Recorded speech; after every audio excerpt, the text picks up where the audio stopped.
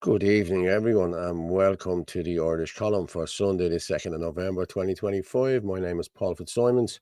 I'll be joined in 2 seconds here by Martin Murphy and Orla Donoghue in the next few minutes.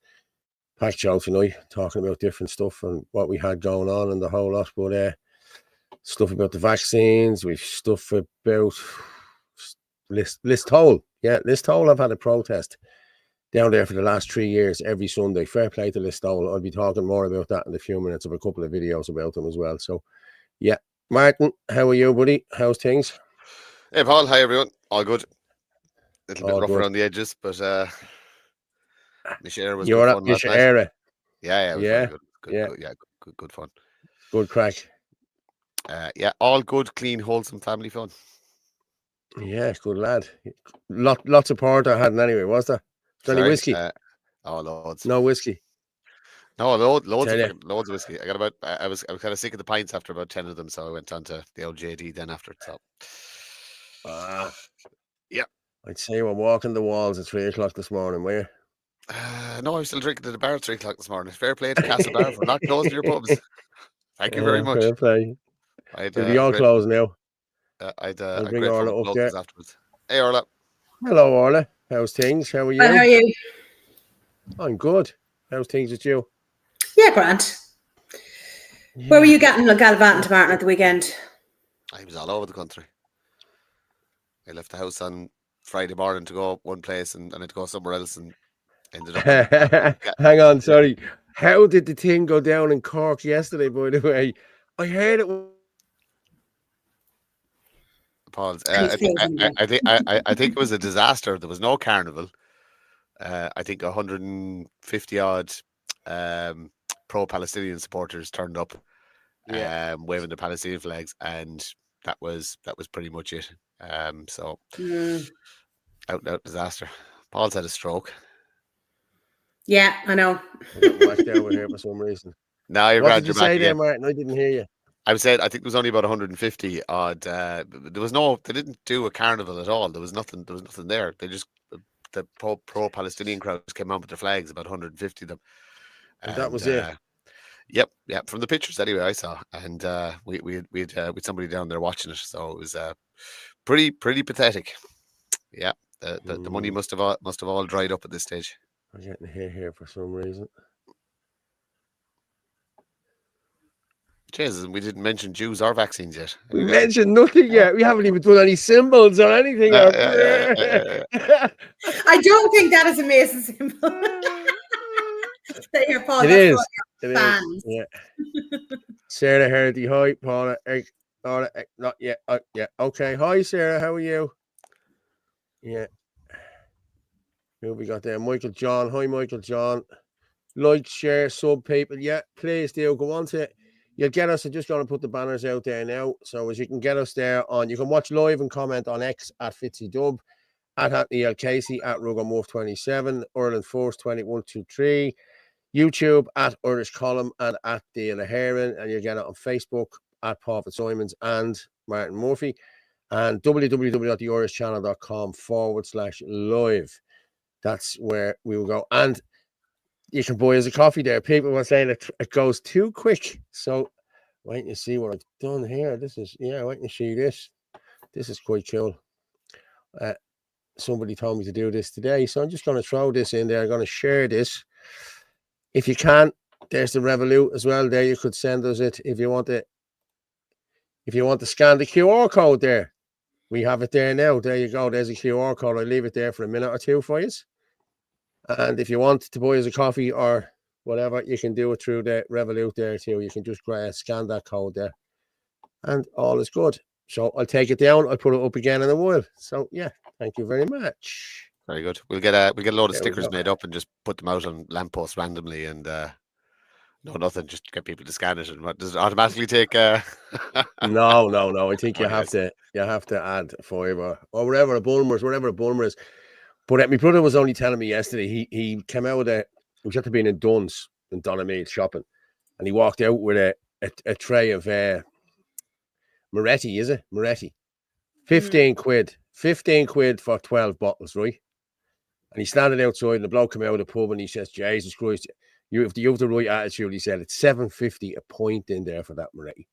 So for 2 points in the pub, the same price, he got 12 bottles in Dunn's. Now, it's a bit much, isn't it?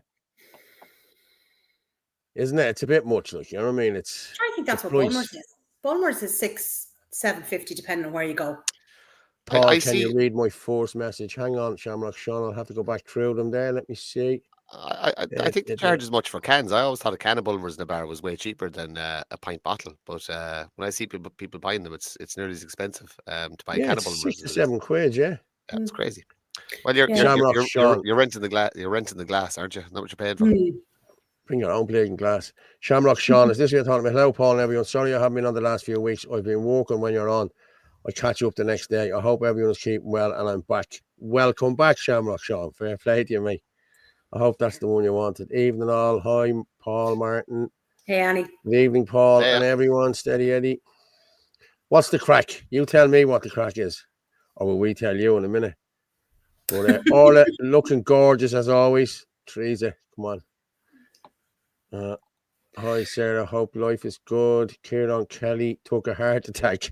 What? What? Oh, I shouldn't be laughing at that now. That's not funny.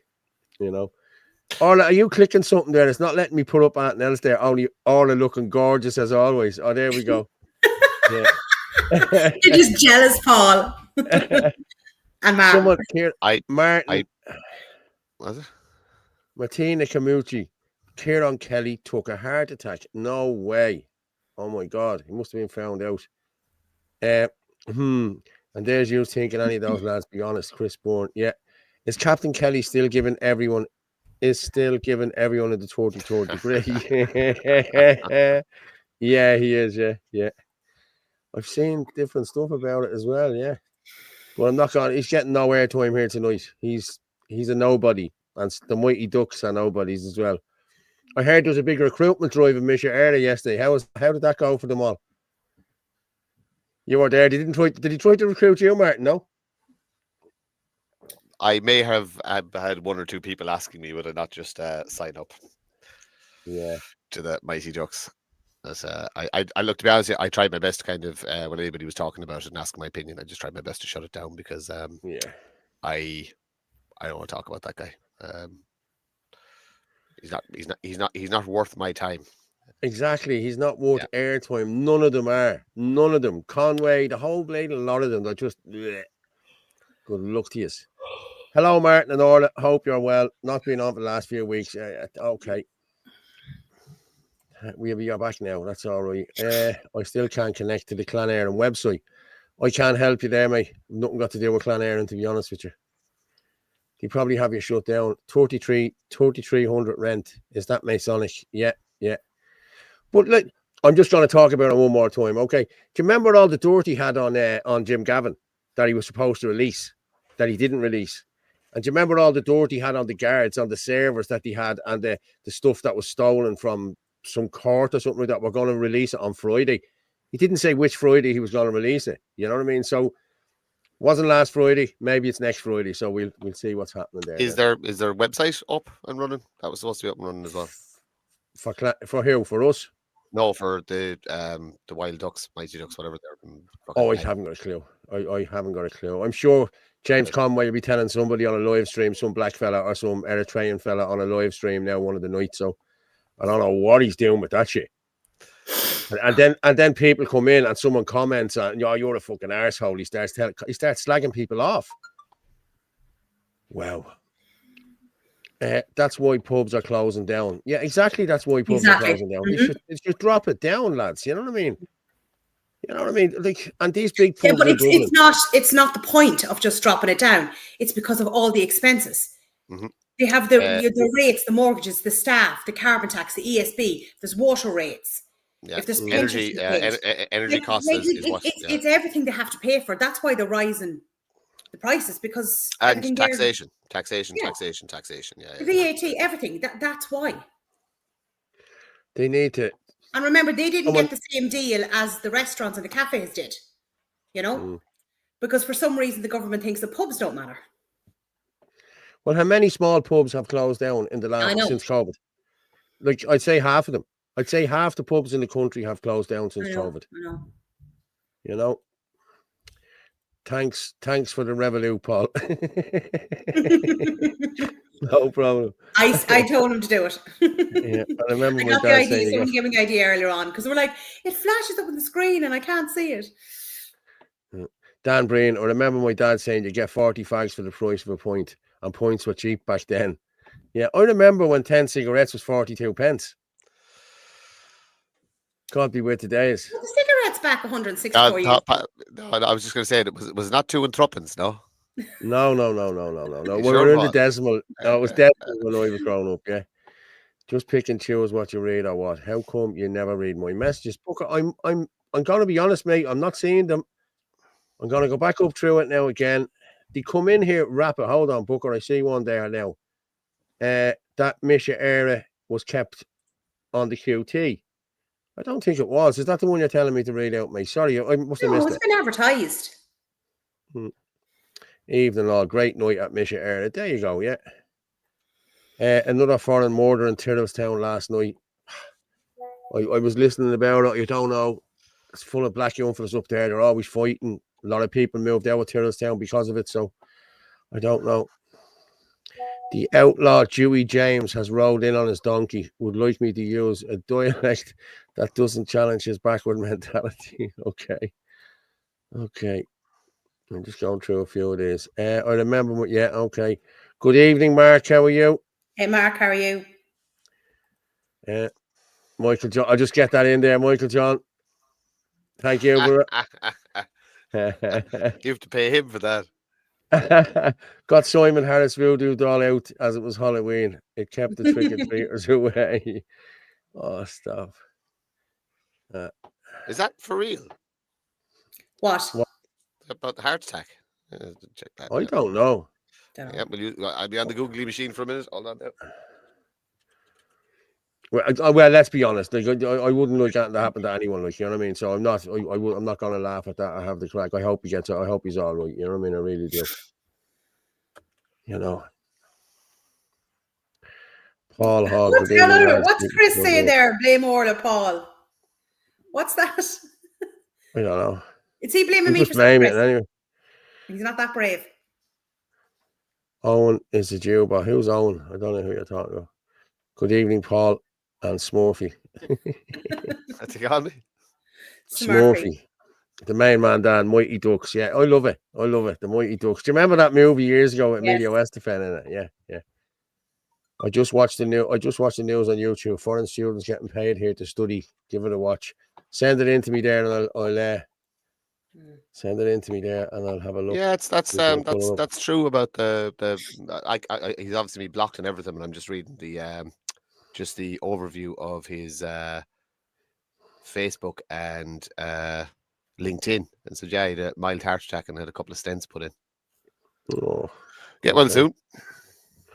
Get well soon. I'm sure James will be able to run the show for you. It's only a few ducks, you know. So same with BBs. What's Christine saying? That's why I blocked for asking when the info that was going to bring the government down was coming. I was the same. I asked the same. No, he hasn't blocked me. I'm not blocked. It's great. Everybody loves Paul. Everybody, yeah, they do, yeah. Kelly and Co are grifters. Okay, yeah, a lot of people are saying that guy is going to the pub, get served by a Brazilian. Just show you who serves you once. It's a nice point. Pub I walked in closed after 21 years. Yeah. Snapper, I knew a Brazilian, but she didn't have a Brazilian. Ah, lads, come on. Pubs are a big part of the culture. Maybe that's why. That's exactly why, you know what I mean? All the little small pubs with the diddly-eye music and the whole lot, they're the great ones you go to, you know? Blessed be the gatherings. Owen, I remember when I had to walk 10 miles in the snow just to change the channel on the TV. Pubs are where people chat and let everyone know what's really going on. Government do not want us peasants uniting. It's true. And especially during COVID, they did that. They locked us all out of the pubs because of that. You know what I mean? Because people be going to the pub and saying, this is a load of bollocks, isn't it? This is bollocks. You know what I mean? Come on, lads. You know what I mean? Cop on to yourselves, you know? How are you, Jerome? Did you go over and have a look at that other thing the other day? Do you remember, Jerome? You said you'd drop over and have a quick bo peep at it. Do you remember you said you'd do it on the show the other night? I don't know whether you did or not, but if you didn't, it doesn't matter. We need more backbones to people to wake up. And I'm not afraid of name calling. Listen. I remember when I was working in a bar and the Guinness went up to £3. People were saying it was the end of the pub. Yeah. It's getting more dangerous in Ireland now. It is getting more dangerous in Ireland now. Chris Bourne, Paul, you said earlier that there was a noise coming from Orla's mic, hence my comment. Oh, okay. Yeah, you were blaming me for something I didn't do. I was blaming you on pausing the thing that I said where Orla was gorgeous. That's what it was. I seen Kieran Kelly was saying that Anthony Casey instigated the violence in City West. What the fuck is going on with him? Is he a planter? He did put out something to that effect, all right. Yes, he did. Yeah. But that was... Well, actually, okay, no, we'll tell people what really happened. Anthony's obviously in a lot of groups, and Anthony made a joke, and somebody shot that joke and sent it to Kieran Kelly. So there are snakes everywhere. In every group, people. That's why we don't be... I'm getting out of a lot of groups now. I don't trust a lot of people that's in groups now that I'm in. So yeah, we found out last night about a few people doing sneaky things. So, hey. They won't be in the groups anymore. And if they are in the groups, I'll be leaving the groups. Because have you seen Joe Rogan and Elon have been talking about the 10-year-old that got... Yes. Yeah. I sent that over. Well, I actually have it there now, and that's what we're going to play now. Okay? We'll play this now. These like lovely sort of small towns in England, Scotland, Ireland, they've been like sort of living their lives quietly. They're like hobbits, frankly. So it's in fact, J.R.R. Tolkien based the hobbits on people he knew in small town England, because they were just like lovely people who liked to smoke their pipe and have nice meals and everything's pleasant. The hobbits in the Shire. The Shire. He was talking about places like Hertfordshire, like the Shire is around in the Greater London area, Oxfordshire type of thing, the reason they've been able to enjoy the Shire is because hard men have protected them from the dangers of the world, and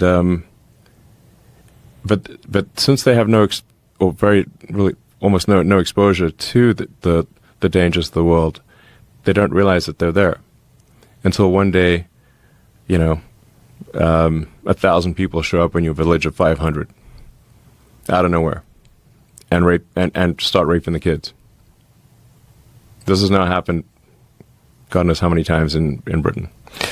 And the crazy literally thing raped is... them. It's right, like there's some 10-year-old got raped in Ireland like last week. Yeah, there's literal rape They gangs. snatched some kid. Yeah. Yeah. And if you criticize it, you can get arrested. And that's where it gets insane. It's like, how are they not protecting literally criticize people? it. Like I think it's the Prime Minister of Ireland actually, posted on X, because after that, some illegal migrants snatched a 10-year-old girl who was like going to school or something, and violently raped a 10-year-old girl. And there was the people were very upset about this, and they protested. The Prime Minister of Ireland, instead of saying, yeah, we really shouldn't be importing violent rapists into our country, he criticized the protesters instead and didn't mention that the reason they were protesting was because a 10-year-old girl from their small town got raped. So here's the question. Why are they supporting this kind of mass immigration? And is there a plan involved in all this? Is this incompetence? Is this ignoring the fact that they don't have a handle on it, so they're trying to silence dissent? Like, what is happening? Because if you wanted to destroy civilization, if you wanted to destroy Western civilization, which George Soros seems to want to do. And there's just so there's a guy I think who I don't know if he's been on your show. Godsod? Yeah. Has he been on the show? Good friend of mine. Yeah, he's great. He's been on multiple times. Oh, great! He's awesome. So, the way he's got a good way to describe it, which is suicidal empathy. Yes. So, is that you prey upon people's empathy? You say like, well, you feel sorry for something for some group, and then like, well, and that empathy is to such a degree that it is suicidal to your country or culture, and that's suicidal empathy, because I think we should have empathy, but that empathy should extend to the victims, not just the criminals. We should have empathy for the people that they prey upon. But that suicidal empathy is also responsible for why somebody's arrested 47 times for violent offenses, gets released, and then goes and murders somebody in the U.S. That's you see that same phenomenon playing out everywhere, where the suicidal empathy is to such a degree that we're actually allowing our women to get raped and our children to get killed. But it just doesn't seem like that would be anything that any rational society would go along with. That's what makes. Wow. Jesus Christ, that's... At least he's getting the word out. He hasn't got back to us with the Shin and Adina thing either. Shin and Adina is still banned off X. So we're hoping he can come back. We've reached out to him. I've had a few people reach out to him. One friend of mine in particular. So just the guy that we're talking about there, Gad Saad as well, is a wonderful book called The Parasitic Mind. Came out during kind of the height of COVID, and it explains all about the social contagions and how the woke mind virus, as they call it, and how what's happening is happening and what's happened to people's minds and how nefarious entities have done it. It's very good. It's a very entertaining book as well. Gad Saad, he does a podcast as well. So he's a very entertaining guy. It's a very interesting backstory. Angie Mulcahy says their groups can be dangerous. I don't bitch behind people's backs. Gladly say it to their face. I'm exactly the same. Yeah. I'm exactly the same. Teresa, I meant was Kieran a planter, not Anthony, by the way. Yeah, I knew what you were talking about. All right. Elon is right. They're playing on the natural empathy of Irish people. And make no mistake, lads, George Soros is the man that's pushing these immigrants all around the world. Mm-hmm. All around the world. You know what I mean? America, Europe, the whole lot. Well, the other thing about the Soros money is they're paying and playing both sides. And this is what a lot of people don't understand.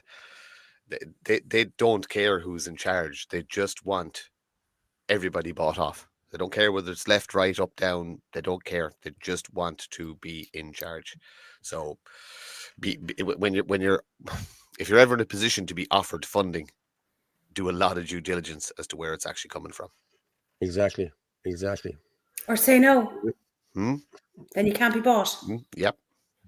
Yeah, exactly. No, you have. I think that's our problem. I was just going to say, herein lies our problem.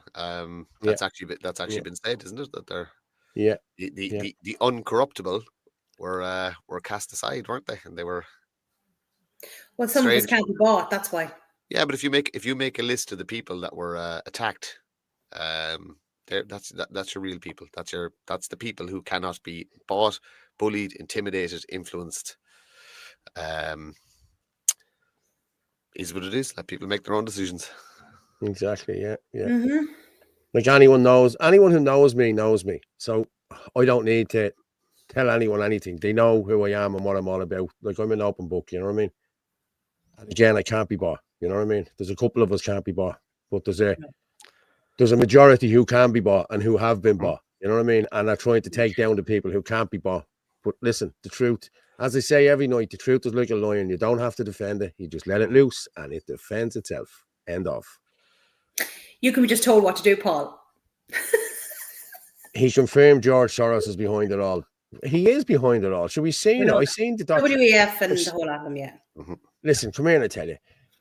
Before just before Biden took charge in America on the 20th of January, there was caravans and caravans of thousands of them waiting to come across the border, all with brand new Nike shoes, all with, you know, come on, you know what I mean? And there was even guys came across the border in flip-flops, brand new flip-flops. Now, if you're out there walking thousands of miles, you're not going to walk in a pair of bleeding flip-flops. They were all dropped off in buses. And look, this is a fact. They showed the buses and everything. And there was something like 50,000 came through in the first couple of days that Biden took office, you know.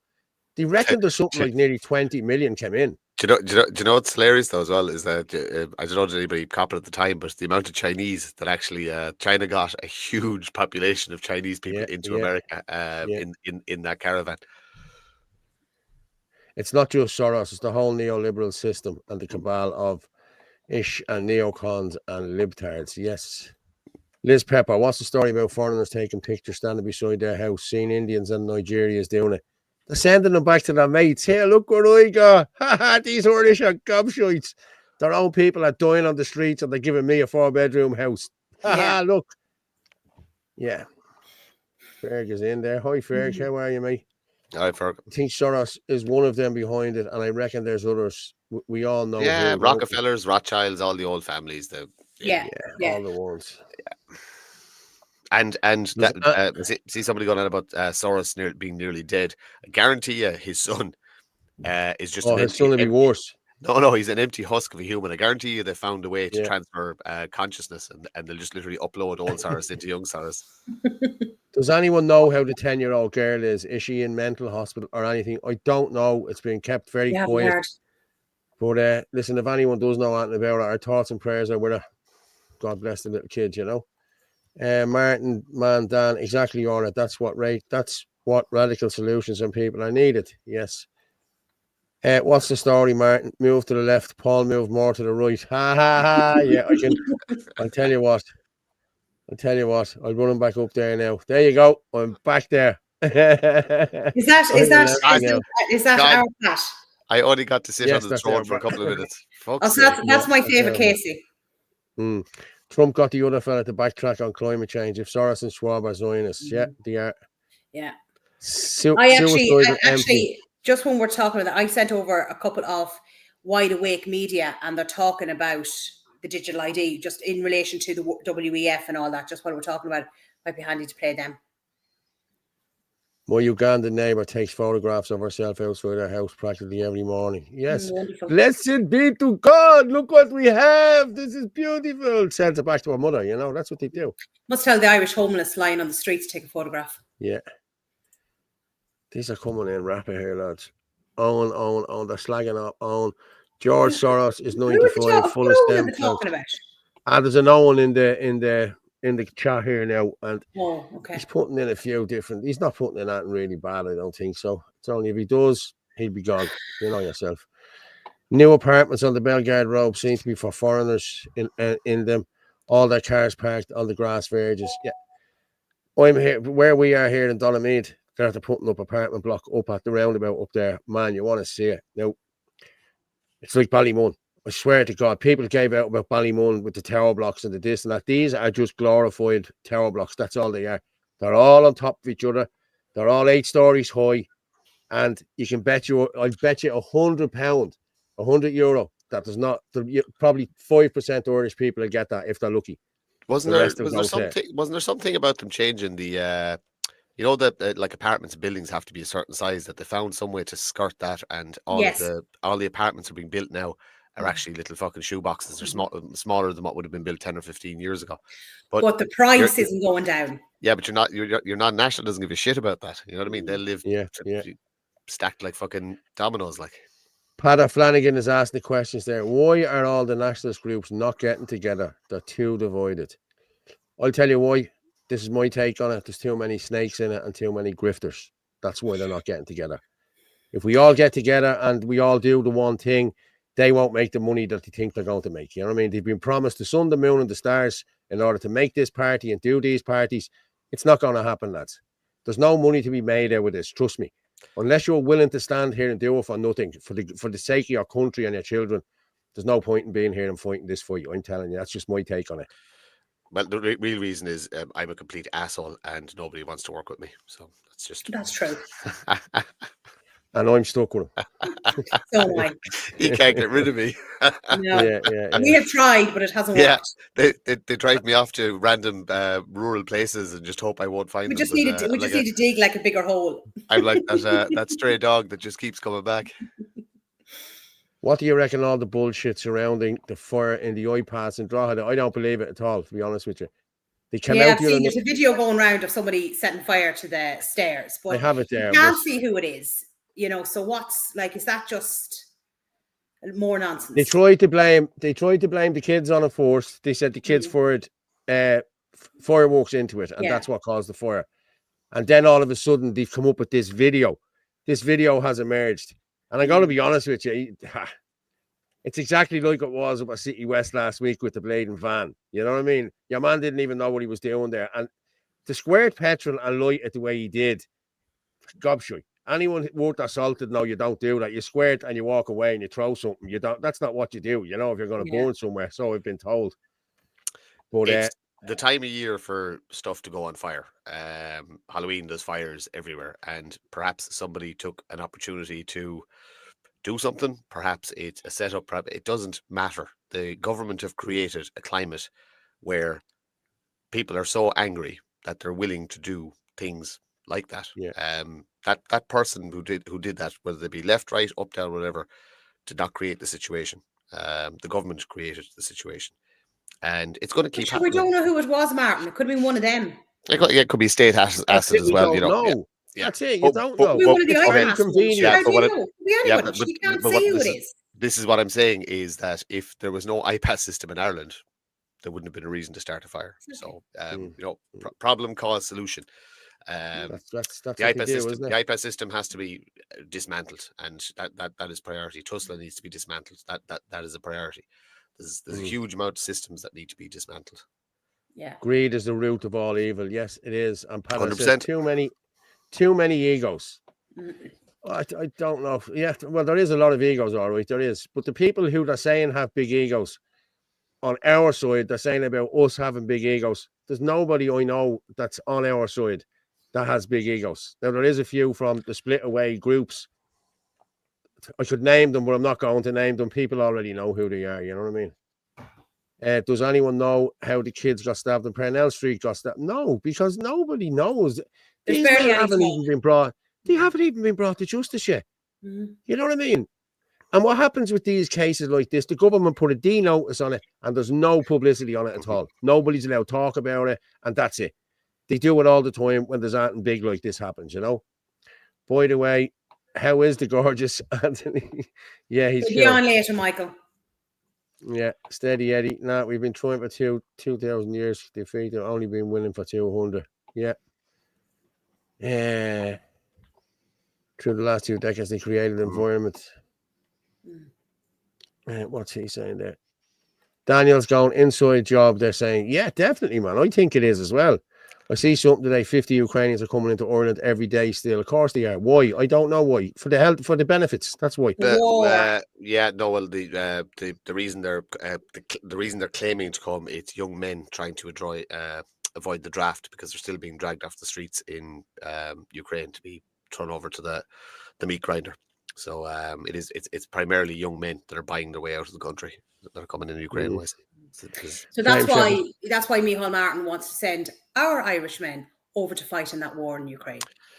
That is not happening ever. Yes. So they'll keep the Ukrainians here, but they'll send our sons and daughters to fight over there. Yeah, that makes an awful lot of sense. All right.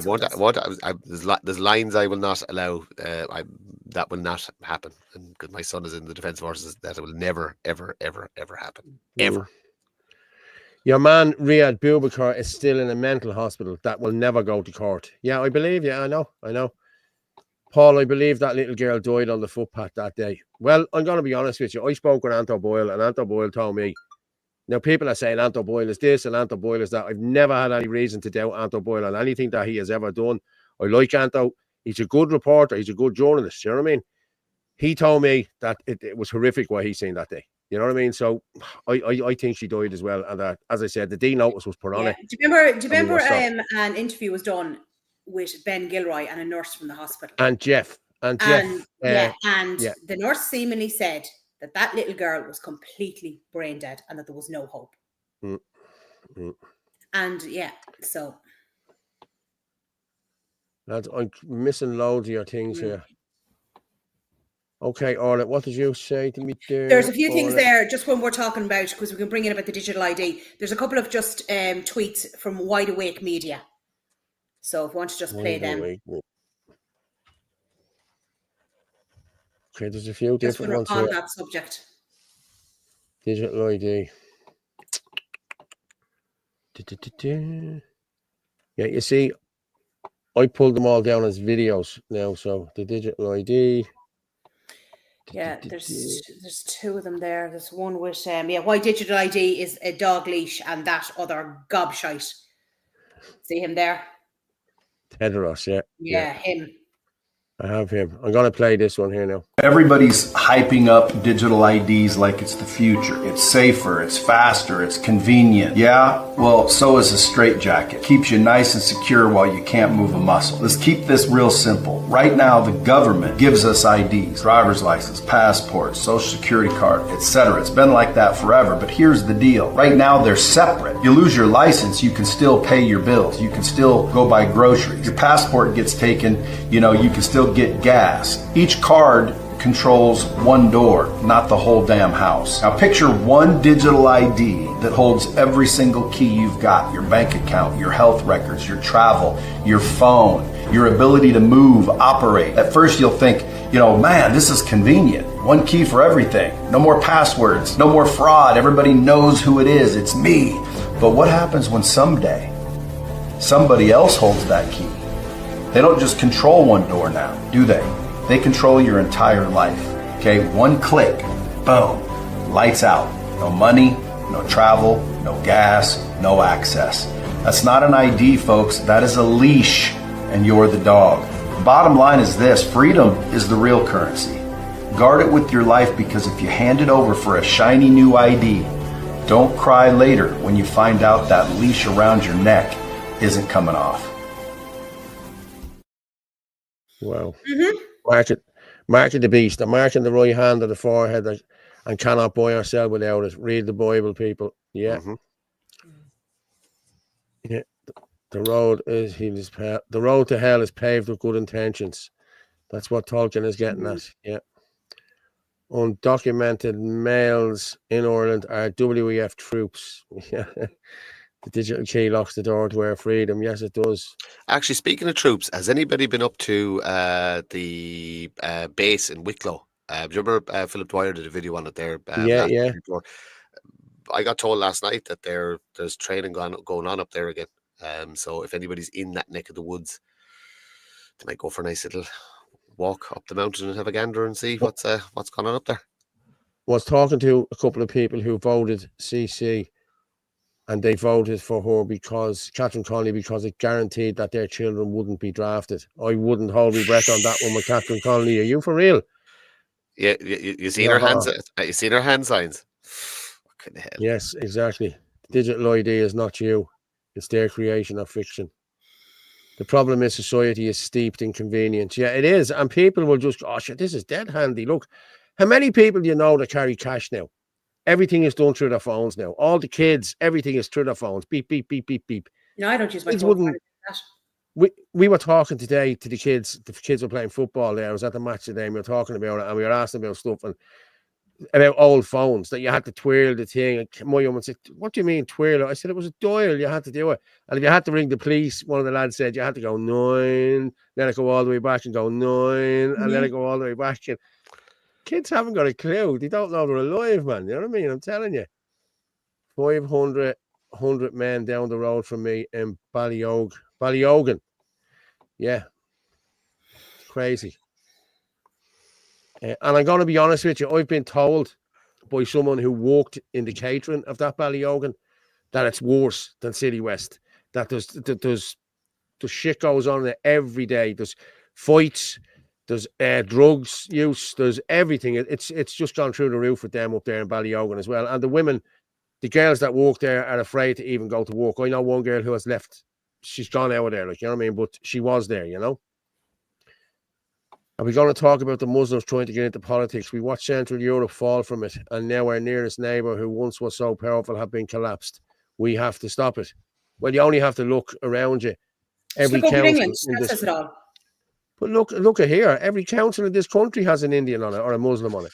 Nearly every council. You know?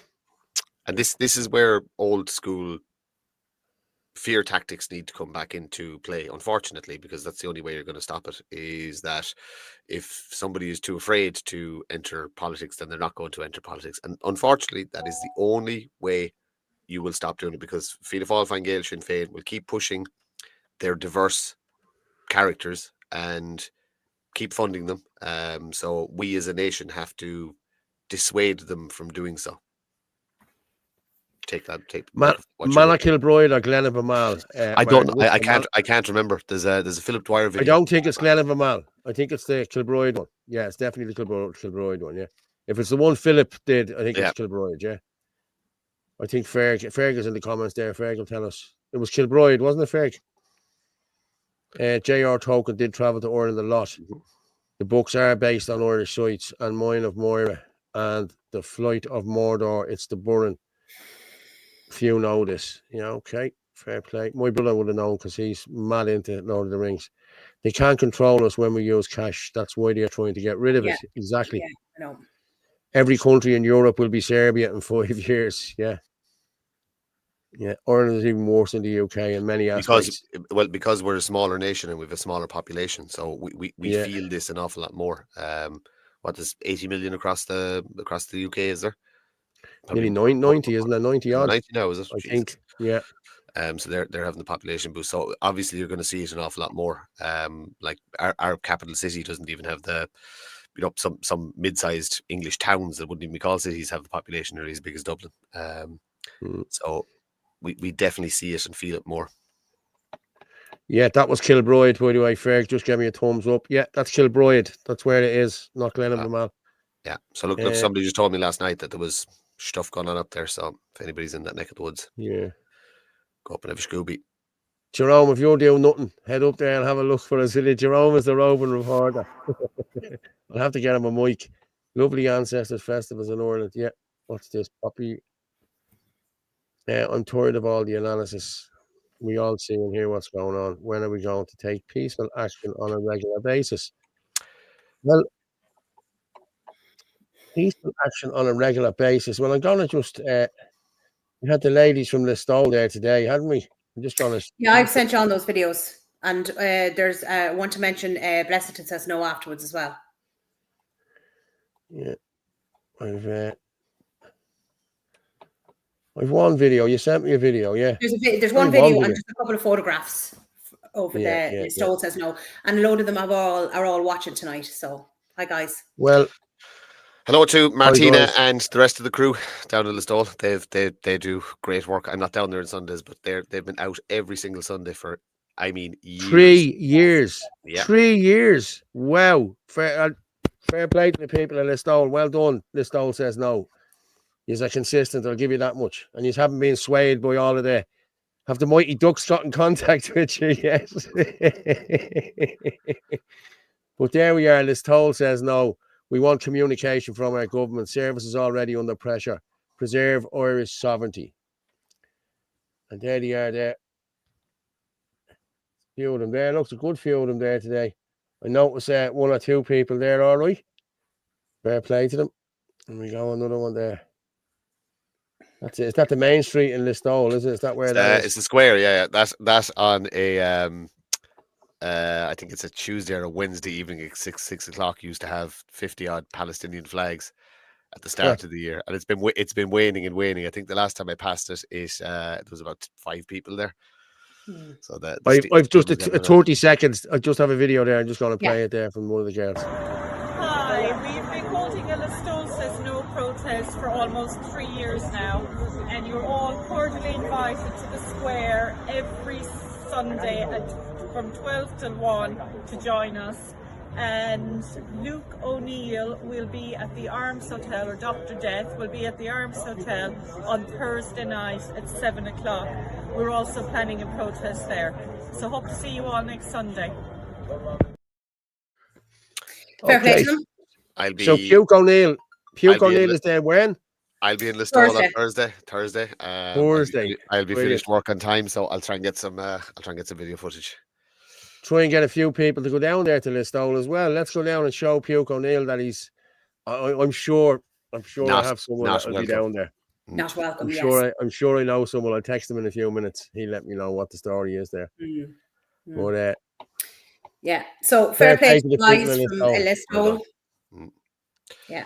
And it's underneath that poll, do you want to put up the Blessington says no? There was a Facebook post, so I want to give them a shout out as well. Indeed. Because that says no group, if Leroy's on tonight, like they're going the whole time as well, and fair play to them. Yeah, this is a big old post. It's just to read it, yeah. Yes, because they've had a few issues. Okay, I'm just going to share this and then I will read it. This is Leroy, is it? I seen his video from the other day. I'm not sure. It's just under Blessington says no, so I don't know who posted it. Trying to make this bigger. Okay. If anyone in Blessington or surrounded areas is concerned about what is going on with iPass centres being rolled out across West Wicklow, and you aren't an active member of Blessington says no group already, can you PM me or leave your name and number up at the camp? The people ridiculing, slandering and threatening us are trying to silence us with either political or financial gain. We are not a racist group. We are concerned parents and people that want to make sure that there is a safe future for our families. Lies have been spread, even to the press, against us, and we are threatened on a daily basis. This is not just a camp. This is a group of local people that are trying to stand up and make sure that the government and ministers don't use West Wicklow and think it's an easy target that they can do with whatever they want. Most rumours, slander and lies are started from people who don't live here. Yeah, hang on. Slander and lies from people who don't live here. They are using the locals against what we stand for to gain for themselves. We have made some mistakes. We're learning as we go along. We are all volunteers that have jobs, families and lives. Yet we give up a lot of time to raise awareness, go to protests, etc. We all have been attacked verbally and physically. We've been targeted by groups. We've been beaten, pepper sprayed, and some of us arrested. But we still get up every day and see what else we can do. If you don't help, we will soon be silenced by iPass landlords, government ministers, left-wing political parties, and the supporters in Blessington and West Wicklow will have nobody to stand up for them. Stand up or stand aside and let us fight for our kids' futures. Well done, lads. Yeah, fair play. Good stuff. Well done. Well done, yeah. Deadly. But please, lads, if you are, drop up and help them out. I'm going to be honest, people. Like the same happened in Coolock. It was the same people there all the time, and they held the fort, and they were there. Like, we were walking behind the scenes doing other stuff and the whole lot. I get that. But, like, you have to go up and help these people. You really do. You know what I mean? Like, they're doing it. They're not getting paid for it. They're living up there. They're sleeping up there. Some of them are, you know what I mean? Some of them are coming and going, you know what I mean? But, like, it's wrong, people. You need to go up there and help them. This is your area. It's not just... See, this is what we've been saying for a long time now. We all had to knock during the year. Do you remember knock? We all headed to knock. And there was 5 people from knock that was actually at that protest. The rest was all of us. We came in and we were helping out and we were trying to do this and trying to do that. Unless you're going to help yourselves, people, you're pissing against the wind. I'm sorry. You really are. You know what I mean? People from the area need to be out there and need to be standing shoulder to shoulder there. Because it's coming for your kids as well. Like people, these don't care because you have a few quid. It's all the one to them. They'll just snatch your kid going down the street or they'll do whatever they have to do. You know what I mean? So nobody is safe. Same with the guards. The guards' kids aren't safe either. So lads, you need to cop onto yourselves and help these people out. The guards need to drop down their bleeding weapons as well and stand with the people. I'm being honest. I've had it with them now. I'm being honest with you. I really have. You know what I mean? You can't stand there and let people get pepper sprayed and battered. And, you know, it's just, you know, a wage is a wage. I get it. A wage is a wage. But Jesus Christ, man, you're fighting your own kinsmen, your own people. You know what I mean? Go on. Sorry. Yeah. Man, there's loads of comments. Anthony Casey jumped in there for a minute. I don't know where he is. Hi, Paul and Orla for sharing. It was freezing today, but they were out, hands frozen. Yeah, no problem, Sarah. That's cool. And I hope everyone from today is nice and warm watching us this evening. Yeah, let me just put up that banner. Paul, because this is important to share. There's a post there on TD Barry Ward. Yeah. I was quite shocked to see this. So, and I'd say a lot of people don't know about it. Now, there's 3 screenshots, so there's a bit of reading in it, but... Yes. I think this says an awful lot. Yes. Remember, he is a city TD. Yes. And this is what he's representing. Barry Ward, Fine Gael TD, a practicing barrister, is currently representing a Somalian diplomat accused of 8 counts of people smuggling into Ireland. How can a TD of the Dáil, a member of the government party, be permitted to do this? Who watches the watchers? Said this a few weeks ago. From the Irish Times court reporting in July, a Somalian diplomat arrested at Dublin Airport and charged, I remember this, and charged with people smuggling offences had launched a High Court challenge against his detention in an Irish prison, claiming diplomatic immunity. Mohammed Abdallatif Hussein, who was attached to the Federal Republic of Somalia embassy in Riyadh, Saudi Arabia, was arrested by Gardaí at Dublin Airport on November 26 last year. He was brought before Dublin District Court later that day, accused of 2 counts of alleged people smuggling under the Criminal Justice Act, Smuggling of Persons Act 2021 at Dublin's Airport Terminal 1.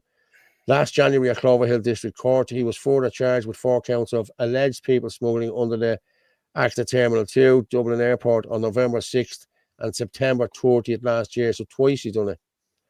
He has not yet entered a plea on any of the 8 charges. Barry Ward SC for Mr. Hussein told the High Court on Monday his client has been held here unlawfully since November and was entitled to diplomatic immunity.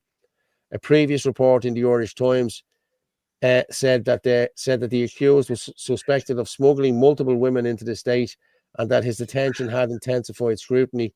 Am I boring you, Orla? Did you just yawn there? Sorry, Paul. Yeah, go on. Yeah, into the state, and that his detention had intensified scrutiny on how smugglers are exploiting official channels to move people across borders. So another cab rule situations then. Is Deputy Ward simply ensuring that Hussein has the defence he is entitled to, including bringing an application seeking his client's release from prison? Does Fine Gael have its own answers at the ready? Isn't it a case of what's good for the goose is what's sauce for the goose is sauce for the gander? Okay, yeah, that's the Barry Ward one. That has to be. There you go now. No, the state is prosecuting a Somalian for people trafficking, and a sitting senior representative in Dáil Éireann is representing. Yes. Representing. Yes. And don't forget, Martin, representing a man that should not have been here in the first place. Oh yeah, but the conflict of interest is clear as daylight. Like we don't have rule of law anymore. We just don't. We just accept it. There's no justice system. There's no law. There's no nothing. There's a couple of people on top pulling the strings on everything, on orders from outside entities. I don't know. To ask that question shows you how little you know about the true nature of governments. It is a conflict of interest. He shouldn't be practicing as a barrister at all if he's sitting in government. I'm sorry, lads. It's that representing somebody who is charged with human trafficking. Look, if I'm a van driver, lads, if I'm a van driver and I get a job in the Dáil as a TD, I can't go back out driving the bleeding van while I'm working. And that's just for me. Like, I know he's a barrister, but like, he cannot do that. That has to be a conflict of interest. Yeah. Or is it just the fact now he's after getting caught that they have to talk about it? You know what I mean? Yeah, probably, yeah. But it's all over. It's all over the time. He's not representing an Irish person. He's representing somebody that he shouldn't have been here in the first place. But think about it. This guy is claiming to be a Somali diplomat. So diplomat, yeah. Right, working out of Saudi Arabia, people trafficking. So it shows you how high this goes. Yeah. That the people at the very, very top in this country and outside of this country are not. It's not just gangsters and fraudsters and criminals. Everybody is tied up in this all the way. I'd say if we look further into this, Mr. Hussein is a member of the Muslim Brotherhood. If we look into this more, we'll do Riyadh. We'll do some digging into that, yeah. Fuck this.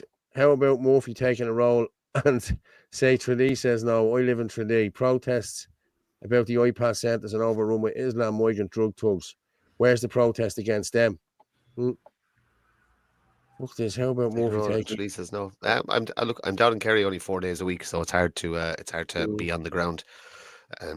But reach out to me, hit me up on Twitter, tell me who you are. TD should not have any other job. Yeah, I know, yeah. Fair play, Paul. You read that well. Thanks very much, Christine. Gold star. Gold star, and you get to sit at the top of the class. Listen, I will listen. I was up very late last night. I'm trying to watch old movies, and for the first time ever, I watched The Fly. Did anyone ever watch The Fly? Oh, Jeff Goldblum. Classic. Oh my God. A great movie. It is until the end. And don't say anything about the end in case anyone sees it. All I will say is, thank God I was not eating anything. Isn't it? It's a movie that's actually kind of stood the test of time. That was made in the 80s. And it's still fucking good. Yes, it's right. But I love Gina Davies anyway. Do you know what I mean? So I've been kind of trying to go back and watch kind of, movies that are just, the cult classics, shall we say? With really I've seen your page. That's a deadly page doing your reviews on them. Oh, deadly! I followed you yesterday. So anyone go on to TikTok. You follow me. Yeah. Have you? You, Paul. Have you have a new page? Have you?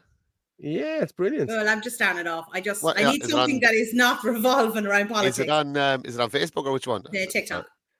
Oh, TikTok. Oh God. Yeah. I'm gonna try and open TikTok on my computer. I like TikTok. No, you can stop stalking me as well, Martin. Sure. Why would I do that? Did you see the price of vapes? Yeah, did you see this? The price of vapes will double. Hard pressed smokers robbed again. Like, seriously, like my dad smokes vape, my sister smokes vape, and my other sister. They would have went up the time cigarettes went up, But it's doubled. It's gone up to nearly 25 quid for a thing of vape now. It was 11, and it's gone up to nearly 25 quid. Like, come on. It's gone there from €5, €5 to 11.50 for the small one. That's what it is. For the bigger one, I think it went up from 11 quid to 23 quid or something like that. Yeah. Yeah. Almost €1 a smoke. Yeah. That's what it is. Hang on there. We have young Anthony down there. How are you? Well, how are you doing, lads? Can you hear me? Is that Anthony Casey? It is. Who's that? Oh my God, what's wrong with you? Why aren't you wearing a suit? Yeah. I didn't today. Not good enough. Wearing a hoodie. You know Anybody know this guy? Hi, how are you doing? I don't recognize him. Come here and tell you, we were speaking about you're going to speak about the digital ID, aren't you? Now in a few minutes with Rob. Well, I think I see he's setting up already. Is my mic okay? I don't have a usual mic set up today. Yeah, you're chill. We can hear you. Busy day of phone calls. I had to jump on there. But we'll speak about that. But there's a lot going on. I actually wanted to highlight something there. I forwarded you, Paul, there real quick. Did you? The National Alliance of Concerned Communities. You see it on your WhatsApp. So this is the people of City West and some other people in Shinadina and a few other groups, local concerned people that want to do a vehicle protest Saturday the 15th of November. They want to do it from all different counties around the country, a big slowdown. We'll put the poster up there. And that's something that needs to be, we can't be forgetting about this 10-year-old girl. Like I seen you showed Elon Musk there talking about it. I have tagged Elon Musk multiple times because Shinadina's account has been taken down on X for supporting this and posting that people should turn up there. And X being all about non-censorship. If you see my post online, lads, retweet it because Shinadina shouldn't be taken down. Now, I have set up another account for Shinadina. It already has a few hundred followers. So, look, if we have to rebuild, we rebuild. But it's a terrible shame when there's no real censorship, Yeah. Michael John just said, "Hi, Anthony, looking gorgeous." I just thought I'd get that into you there. There we go. Yeah, thanks, Paul. I'm just going to, there you go, people. The National Alliance for Concerned Communities. Save the date, vehicle protest, Saturday the 15th of November. Multiple location and times to be confirmed. Hashtag she. Now, I know I'm saying she was only 10. She is only 10. you know, she hasn't left us. You know what I mean? She is only 10, but listen, she was only a child. And what has happened here is call for solidarity. Anyone who would like to get involved, please contact an admin. Please make sure you're available to participate on the day. Yeah, it's no good saying you're going to do it unless you're going to do it. So please, if you can't do it, don't get in contact. But if you can do it, please do. There you go. There. Yeah, they're going to do all the main motorway routes, I think. So if you have a spare hour of the day, you know what I mean, just get in there, get a banner on top of the car, bring a bit of awareness to why you're there. I think it'll be important. So there's a lot of good people behind this. So I said I plug it today because I'll be involved in it as well. And let's see what kind of lives they make with me this time. Yeah. I changed my phone. Someone blocked me off Shinanadina. Okay, well, you wouldn't have been blocked from us, Flame Chef, to be honest. I don't know who it was. First, it was Paul that was cloned. Now, Anthony. Nice to see you, Anthony. Good to see you too. Will the real Anthony Casey please stand up? The one in the suit. Yeah. Who are we anymore, Tal? Who is the real Anthony Casey? We all know Martin is Martin because he just has to give one look and you know it's him. Orla, Martin Murphy has not existed in years. There's a couple of different characters for different situations. We were talking earlier, Anthony. We are the unbuyable. We are the untouchables. Yeah. The unbuyable, huh? The unbribables. Yeah, there's very few of them left. I have to say, and I you know, a lot of people think it's divisive to call these things out, but there's people hindering the movement at every step of the way. And would you believe for 99% of attacks, we don't retaliate whatsoever. But you know what I'm sick of? I'm sick of these false flags and these false narrative, the Pied Piper nonsense. There is someone who's a self-proclaimed Mason. He's taken in funding. He is buying the movement. It's nonsense stuff. It's ridiculous stuff that you can't say it. You know, Herman Kelly and this guy, the self-proclaimed Mason, Herman Kelly, who, you know, advocates for leaving the EU, but if you go on his Facebook, he works for the EU and he wrote for the mainstream media, still ties in with them. That's the nonsense of it. The rats need to be weeded out. And there's another couple of rats there. And if he keeps messaging me, he knows who I'm talking to, I'll reveal him too. So I recommend a couple of people keep very quiet because I'm not taking any more prisoners anymore. Too much is at stake. People getting raped. There's people getting killed. There are threats everywhere. Our kids' future's on the line. And we said it before, we're not going anywhere. So just leave it off if you know what's good for you. That's the truth. And on a lighter note, the Deal of Heron has, if anyone wants to go to dealofheron.ie, the policy, some of the policies are down the bottom on the footer. You can have a look at what we're doing. So I think people would be happy with it. We would appreciate a bit of feedback. Don't forget, it's the People's Party. So we want to build the best team we can in time for the elections in a few years. A lot of groundwork to be done for that. So let's see how we go. Pat Walsh is saying, I can see Anthony Casey being our Taoiseach. Listen, I don't mind. I'll step aside and let him have that. Yeah, I want the education gig. I want to stop the rainbow flags in the schools, lads. That's my mission. I'm telling you now. Stop all that. You know what has become my whole thing in this movement, I find, if I've served any purpose, is that I've shaken the tree a little bit and people have revealed themselves. And although it looks like it's wrapped me up in controversy at every single step, the amount of people who just cannot hold their wish when people start talking the truth, it's unbelievable. But so be it, you know what I mean? And I see Martin nodding there, and we've all seen this. You know, this is. I'm actually starting to think the other way. I'm actually starting to think we're a big bunch of assholes, and it's actually all us. And we're the problem. Speak for yourself. Rob is sitting down there in the green room there, so I'm going to bring Rob in, and I'm going to go and get myself a cup of coffee. So I'm going to bring Rob in. Hi, Rob. How are you? What's the story? Hi, Rob. How are you? All good, hey, mate. Rob. All good, yeah. I know this man's TikTok account. Big so fan, yeah. Thank you so much. You're more than welcome, mate. You're more than welcome. Anthony, I'm going to leave this to you for a minute. I'm going to make myself a cup of coffee, so I'll drop off and I'll come back in. I'll be back in a minute. I'm just going to make coffee. I'm still listening to you in my ears. Yeah, fair play. Yeah, look, I suppose we were talking a little bit earlier on, Rob, about the digital ID and things like that. if people don't know Rob, you should follow his TikTok there. He's doing a lot of great stuff, calling out a lot of things, and pushing something that is a dangerous thing to push these days, which is a bit of faith. What do you see right now at the moment, Rob, within kind of society that you feel worthy of calling out and speaking your message about?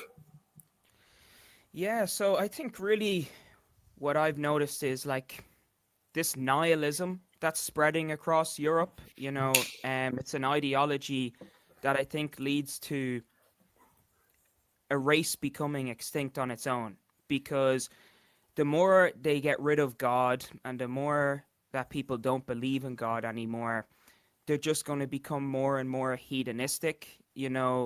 They're not going to care about starting a family. They're not going to care about cultural identity. They're not going to care about good morals. They just care about their own pleasures, money, lust, and things like such. And that's what we're seeing. You know what I mean? We see our birth rate is 1.5. We see the amount of abortions through the roof. We see people focused on their career so much as well. And it's just going to lead to self-extinction, and it's this nihilism that crept in kind of like pre-World War II, pre-World War I as well, like Bolshevism coming in, the loss of monarchies, the loss of like Catholic society. And ever since then, it's just we're on like this downward spiral. And they told us, oh, stop having kids, it's bad for the climate, but they'll bring in mass amounts of immigrants then to replace us as a people. And that's their goal. They hate Christianity. They hate Western society. So the goal is destroy them. Instead of killing us directly, we'll kill ourselves. So, yeah. You see how tied in this is to the political class and the elitism. I think that this is directly tied into, let's say, feminism as a concept, where initially they marketed it as everybody is equal. And fair enough, everyone could get on board with that to a degree that, everyone's life is worth the same. Everyone should have the same amount of rights to speak, all that kind of thing. But I think when they drove up inflation and they pitted men and women against each other in the household, they knew the direct correlation that would be less kids, less family life, less what is natural to progressing of our own race, and people at odds with each other. And I think that's what we're after seeing. And they use that to, I've seen a lot with the abortion campaign. They marketed, people were like, well, this is men trying to take our rights from us. And a lot of people were saying, well, no, does human life not begin at conception, scientifically, biologically? And if you believe in God, then you believe that's thou shalt not murder. Surely if human life begins at conception, you're anywhere past that date, albeit there's maybe some emergency medical reasons, which are very much in the minority, then surely it's an act of murder. Because what did they say? 23% of Gen Z have been aborted now. We're no longer at a replacement rate. And this is being pushed. This narrative is being pushed by our political class. And this propaganda, which it is, where they tug on the heartstrings, another censorship. We've seen the censorship of the pro-life push as well. So it's definitely politically oriented or used through that vehicle. Yeah, definitely. Like I done an open debate in Dublin there about 2 weeks ago on the street. And one of the things I encounter the most is like subjectivism. And everyone will say, well, I have my belief and you have yours. And it's like there's no truth anymore. They don't believe in these objective morals or objective truth. And once that's gone, then they'll just do whatever, and that's why we're seeing they're killing babies. And I'm always wondering, where is the line? What is next? You know what I mean? Mm-hmm. We see in communist regimes where it's the same. It gets to a point where if mob rule says it's okay to kill people that oppose the establishment, then it's okay. And that's what I'm afraid is going to happen. And we're seeing it. They've now made it that it's fine to kill babies, even though science says they don't care about science. They don't care about the facts. Even though science says it begins at conception, it's a human being, it has the same human rights as us, they will cry on and on about rape victims and if someone made a mistake and this, that, and the third. They don't want to face the consequences of a natural act. And that's what we're seeing. And it's in everything now. What would your thoughts be, Rob, then on, so I'm a big proponent for libertarian ideals and personal responsibility, that like in reality, there is no justifiable reason for there to be an unplanned pregnancy in this country at any time, because there is so much contraception available free in an awful lot of cases that it boils down to the personal responsibilities of the individuals. And I'm also a big proponent of it. If you lay in the bed and you make that person is your responsibility. You know what I mean? This is a thing that there's an awful lot of abandoned children out there that were lucky enough to be born, but men have to take responsibility for their actions and take responsibility for if you want to play the field, etc., and do whatever you want to do when you're sowing the wild oats stage of your life. You have to take responsibility of that. You should not get somebody pregnant, and if you do, you must bear that responsibility until that person is an adult.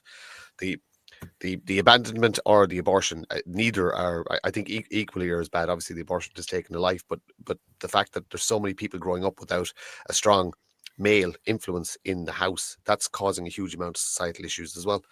It's just, we're supposed to be in pairs. That is just the way we're designed. Yeah, 100%. I agree. I feel like if we look at the statistics, 98% of abortions are due to socioeconomic reasons or because it's an unplanned pregnancy. So the argument of grape is just out the window. It only accounts for, I think it's 0.3% of abortions worldwide. So a lot of it is down to people just being selfish and they don't want to deal with the consequences, as you said.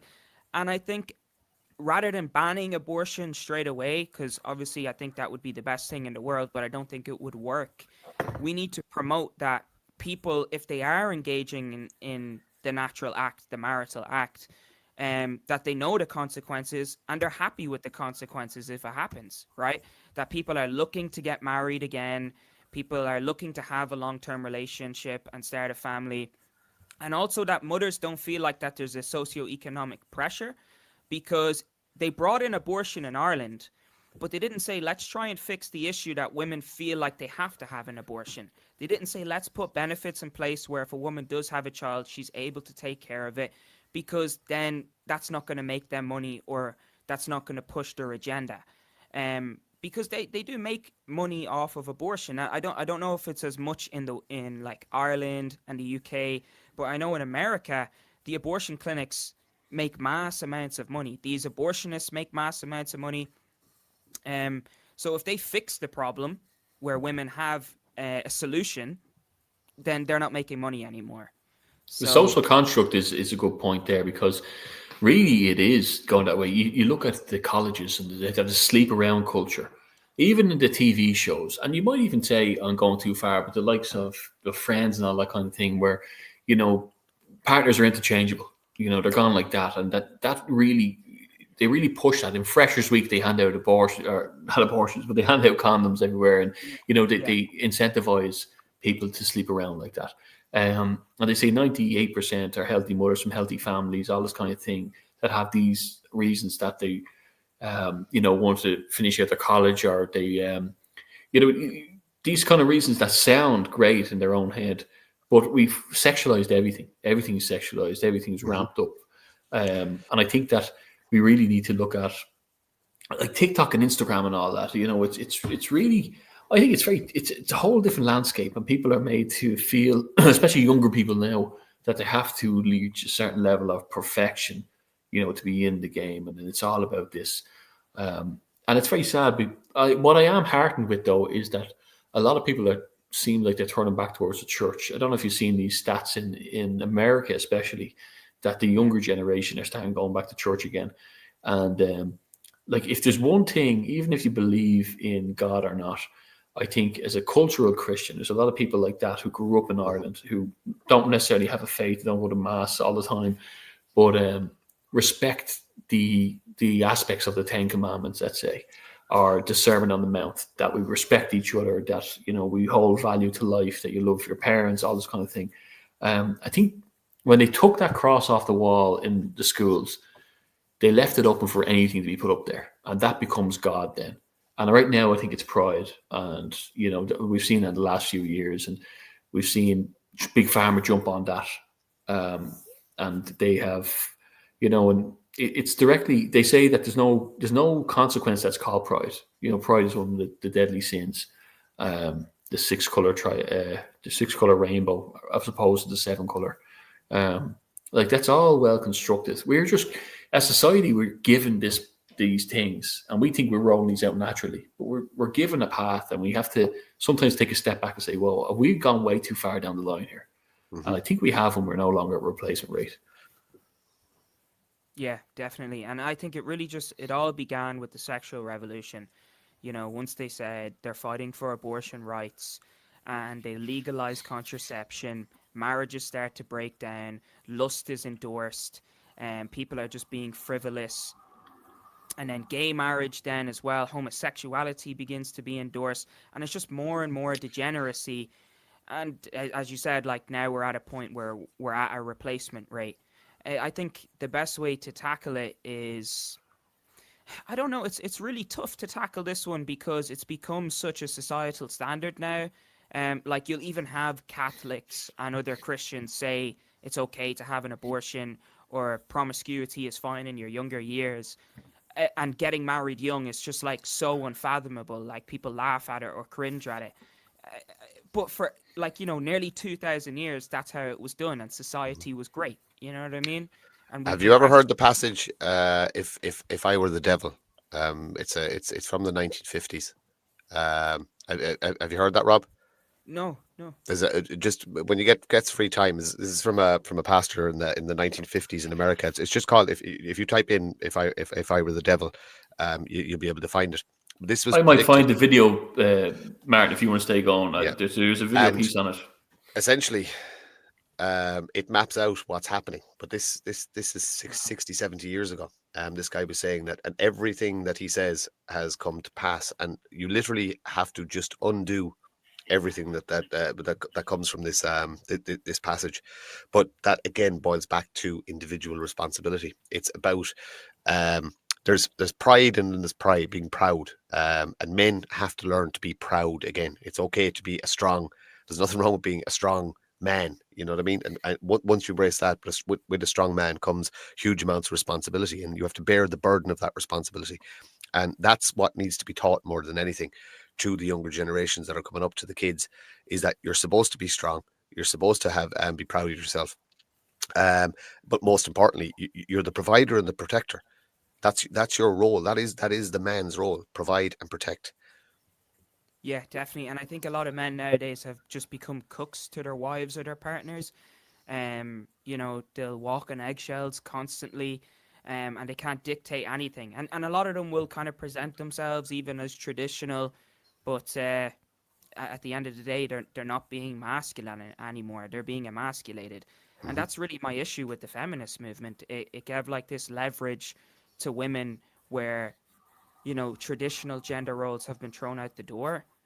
But that's not true. Women are different to men, and there's nothing wrong with saying that. I'm not saying they're less than a man, and, you know, the vice versa, but we are different, and they don't want to live in that role anymore. Like, we have a lot of you know, devoted Christian women, but they'll still want to be the big boss CEO that runs the family. And it's like, well, that's not what God has implemented in the natural order.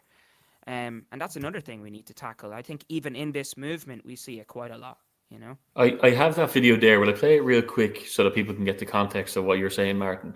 Yeah. I downloaded it. I think this is the speech you're talking about. So I'll play it here and we can come back. If I were the devil,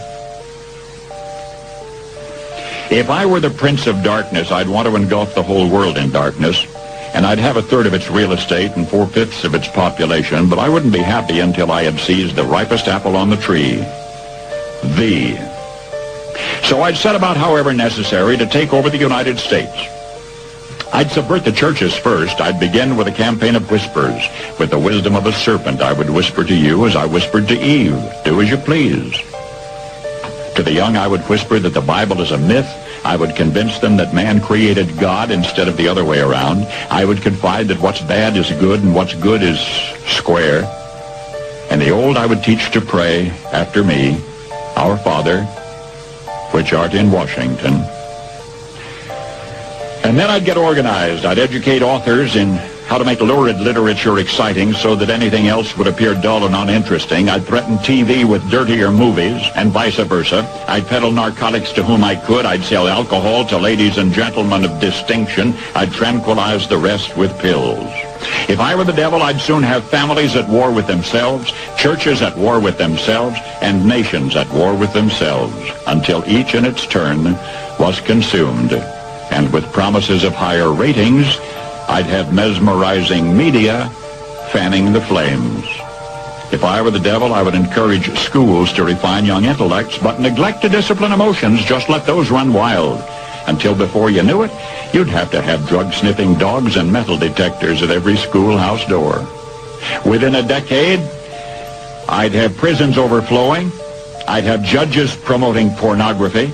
Soon I could evict God from the courthouse, then from the schoolhouse, and then from the houses of Congress. And in his own churches, I would substitute psychology for religion and deify science. I would lure priests and pastors into misusing boys and girls and church money. If I were the devil, I'd make the symbol of Easter an egg and the symbol of Christmas a bottle. If I were the devil, I'd take from those who have and give to those who wanted until I had killed the incentive of the ambitious. And what'll you bet? I couldn't get whole states to promote gambling as the way to get rich. I would caution against extremes in hard work, in patriotism, in moral conduct. I would convince the young that marriage is old-fashioned, that swinging is more fun, that what you see on TV is the way to be. And thus I could undress you in public, and I could lure you into bed with diseases for which there is no cure. In other words, if I were the devil, I'd just keep right on doing what he's doing.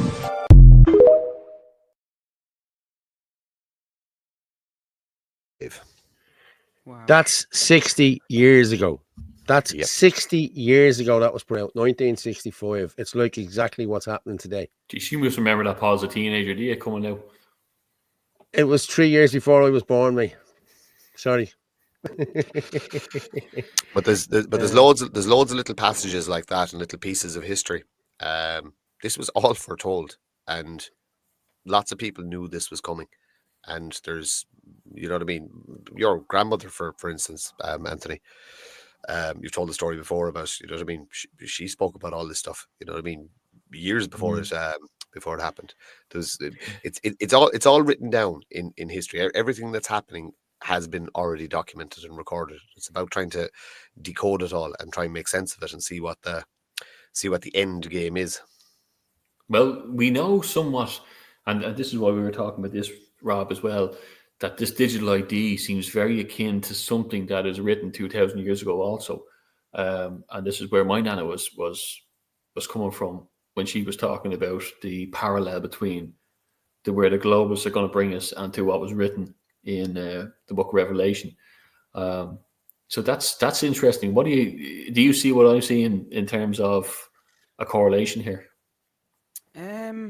It definitely could end up being like that, because obviously, like, according to Christian eschatology, Mark of the Beast is more of an allegiance to an antichrist regime.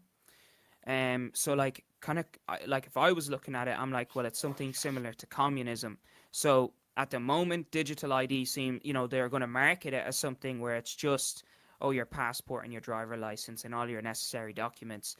But that's not saying that it can't end up being something where if you have a digital ID, well, you can no longer be a Christian, and you must conform to a certain ideology that is antichrist. So it's kind of hard to predict without seeing where it's gone already, if you know what I mean.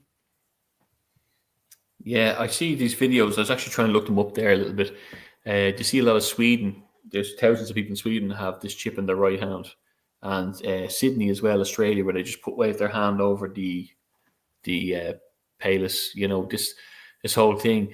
I think I've really been focused on this lately to see, you can see this creeping in. We could see it in China for the last few years, the social credit system. Then we knew that the WEF were modeling their whole thing off this. And then you see the UK lately have really started rolling this out, and we're only ever a step or two away from them. But they've frozen bank accounts in the likes of Austria for 86 million people or something who are not complying to this. This is why I really think that Sinn Féin should be focused. That was Taiwan. That was Taiwan. Was it Taiwan? Was it? Taiwan, okay? Yeah. But that's what I think. Like, that's crazy to think of, that they did that to 86 million people, and that no one's talking about it here, and no one's talking about what's happened in England here, and we're just waiting for these things to rock into, I was talking to my sister today, and she was talking. I said, what do all your work colleagues think of what's going on in Ireland right now? I think that there's so much racism going on, and refugees should be welcome here and all that, and people are so head buried in the sand. They're waiting for everything to land on their doorstep. It's a fact that, you could say a million times, we're not racist, but people just want no 10-year-olds to get raped. How about that? How about no one gets chased on the street by men with machetes? Yeah. How about we don't do that? You know what I mean? And how about we don't say that if people turn up and say, enough's enough, we're here for protest, not even acting violently, that we don't try to tarnish their name. Even politically, when you make a stand against it, people turn on you to a certain rate. That's an extremist point of view. We're gone so far from logic with everything, with human life. This whole abortion thing, bizarre stuff. You're throwing away babies' lives. There's literally, when you look at them New York court cases where the testimonies of these doctors who are crying, saying that I won't even go into it, but how they did these, how they performed these things.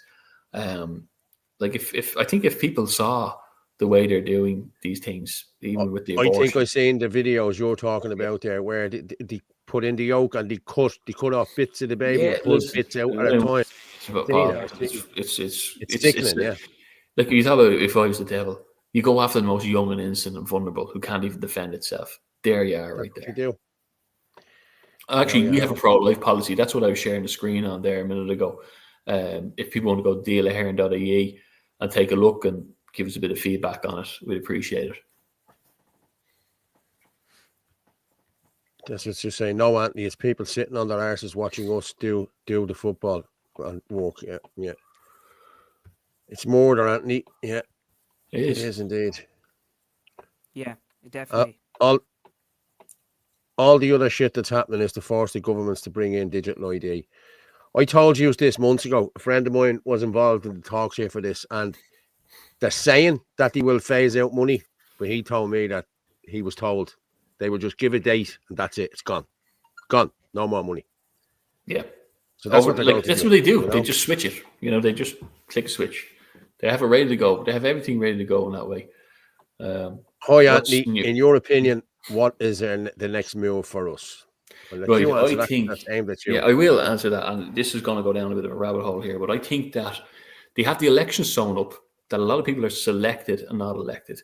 I seen this at the start of COVID, where all these people from the 1992 young globalist leaders class in the WEF got into power. Macron, Trudeau, Varadkar, all these people across the Western world, and they rolled out these tyrannical laws all in lockstep. And then we saw it. We ran the local elections, general elections, boxes going missing, ballot papers turned upside down, crazy stuff. We obviously we weren't even given the illusion of democracy when they took Maria Steen off. They could have at least gave her the last 2 votes and gave people a chance to have a choice. So at the moment, I can't see politics. We need, no matter what you do, even if you march them out of the door, you need something to replace them. But I think things are going to get a lot more severe very quickly.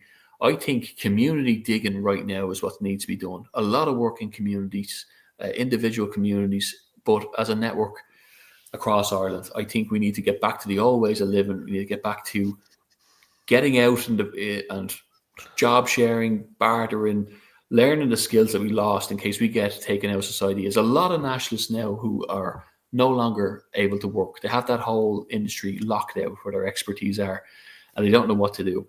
If things happen overnight, like Paul's saying, and they click a switch, like they did in the UK, or like they did in Taiwan or China or wherever else. Vietnam, then you need a lifeline. And I think that this is where I think a lot of Sinn Féin might come in. It's not the only place, but it's something that I've been trying to focus on now. As if we got up and run with these networks already on the ground, grassroots stuff again.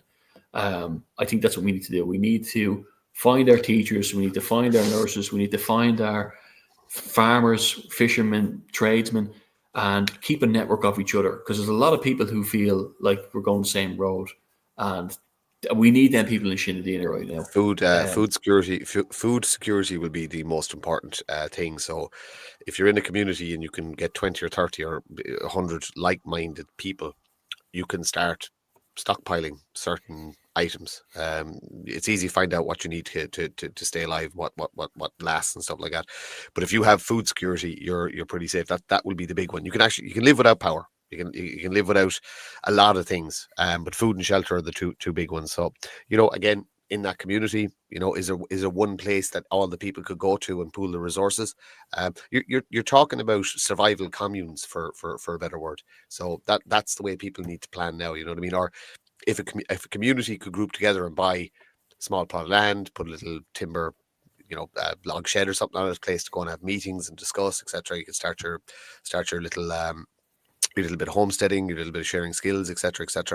But a fallback position is what people need to think about, and food security. I was talking to Haulier on Friday, and he said I was kind of giving him a bit of stick because I said, why aren't the truckers shutting down the ports? You know what I mean? To fuel costs, the tolls are going back up again.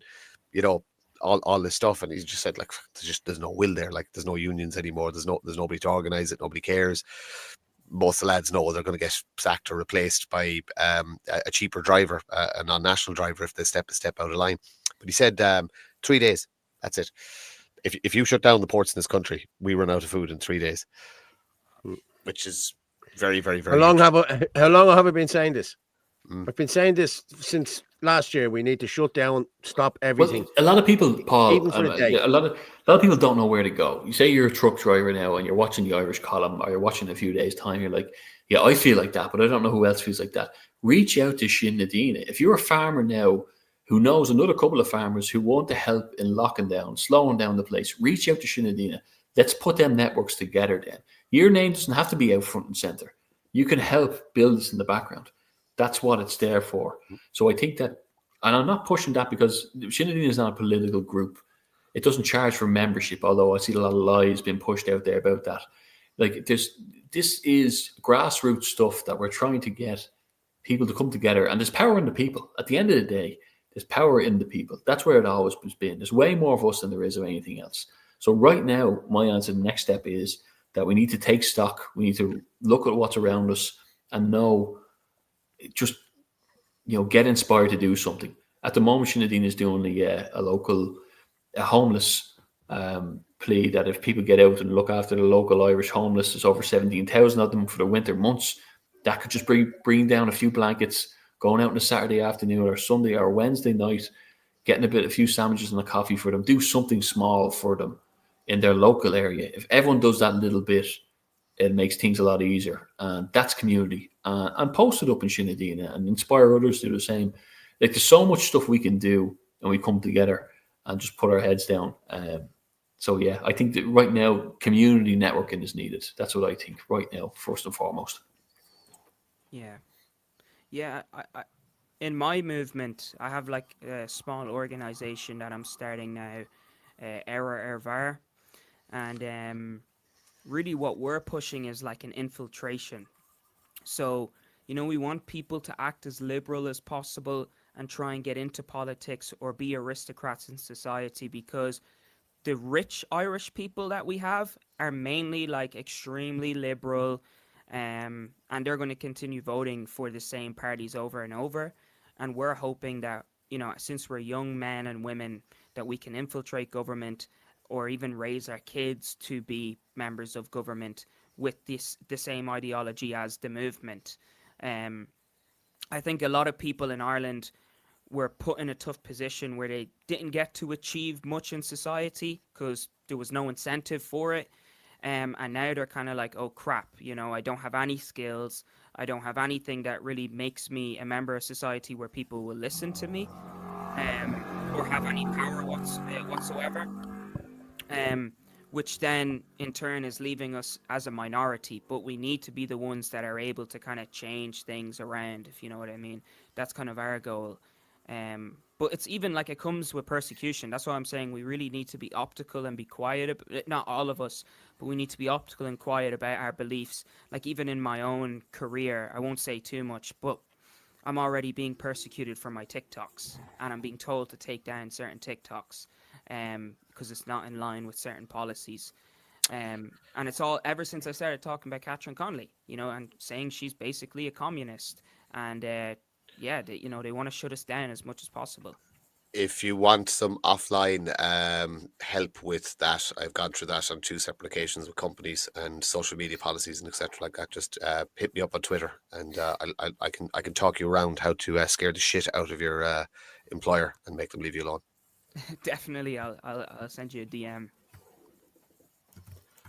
Oh, look at that comment. There's a good reason why Dennis O'Brien funds Fianna Fáil, Fine Gael. He funds more than them. Well, anyway, we'll leave it at that. Yes, he does, doesn't he? Oh, it's just like just beautiful, just perfect. And we might, I'll just say real quick to again, check out our policies on dealaheron.ie. There's a few of them up there at the moment. A few that are still doing tweaking that me and Martin have put together, but have to take a look and join up if you want. I still want to bang out that Maritime and Sovereignty Act. I need to go back and just double check the figures on it and stuff like that. I just want to read that there, Ferg. Those absolute dirty tramps, Martin and McEntee, have put the hunger strikers off until Wednesday. No way. They're not meeting them tomorrow. Listen. Fucking that's sickening. That is sickening now, I have to say. Really is. Oh. They're just soulless. Like, literally, how long would it take? Like, they can't make an hour. Or even, do you know what the worst thing is? Like, if you were like, they're sinister politicians, but a sinister politician would go, do you know what? This will actually be a good bit of PR. Get camera crews and all that. I'll go out and shake their hands and do a little bit of head wobbling in front of them, and then I'll fuck off. They're so soulless. Yeah. They won't even do that. They've such disdain for the people. They won't even do that. Like, just Disgusting. I think they should be put on the boats with the brown people. There would be an argument to say that Micheál Martin should be tried for treason. There would be a strong legal argument within our current system for his comments in 2016 about we want nothing to do with the backward-looking idea of sovereignty, whereas it specifically says in our constitution, all of the constitutions, 1919 all the way up to 1937, that we are a sovereign nation. And he stood in Dáil Éireann and said, well, he wants nothing to do with that. That's treason as far as I'm concerned by an elected representative.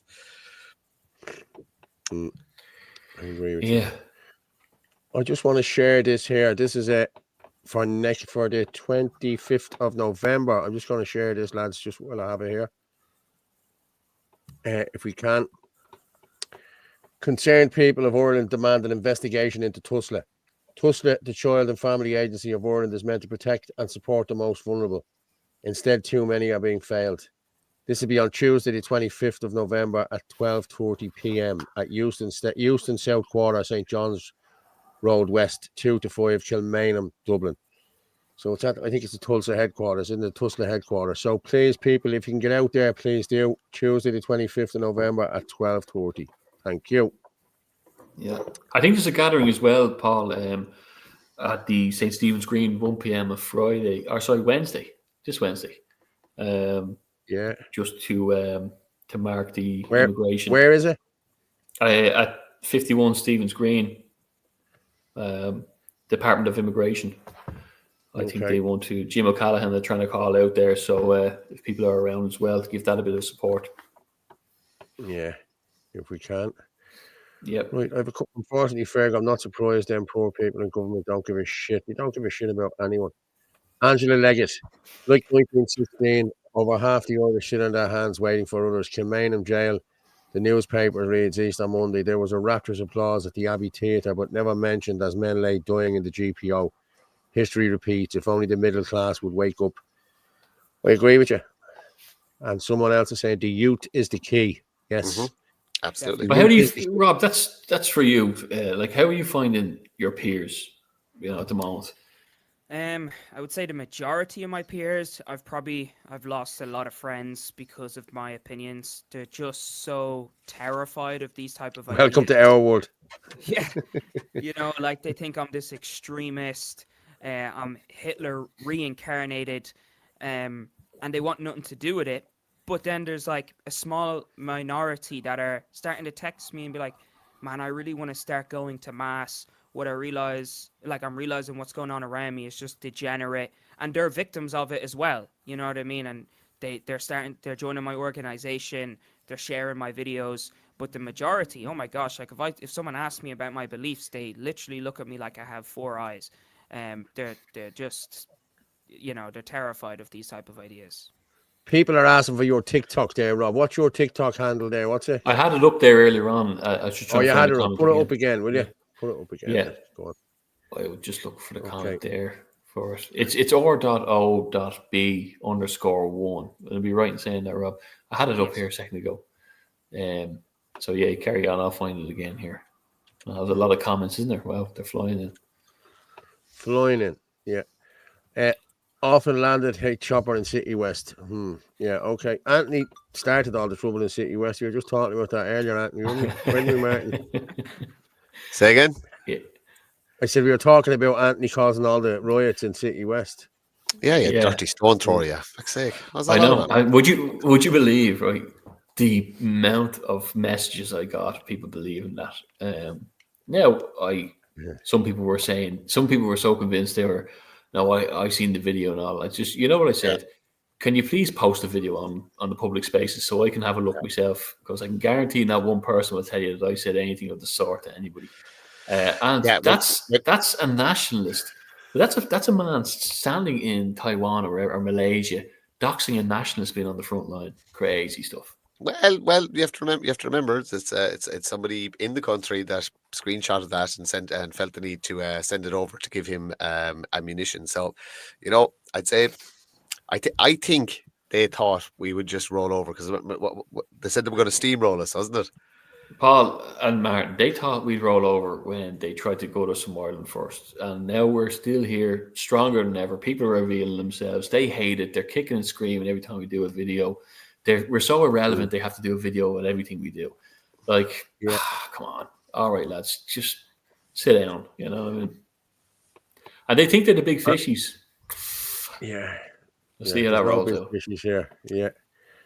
I'm just trying to, you can contact the shark. Church on Fire. Someone's going to send me the message there. But there you go. You get us on that number. You can call in or you can WhatsApp us on 089 203 1521.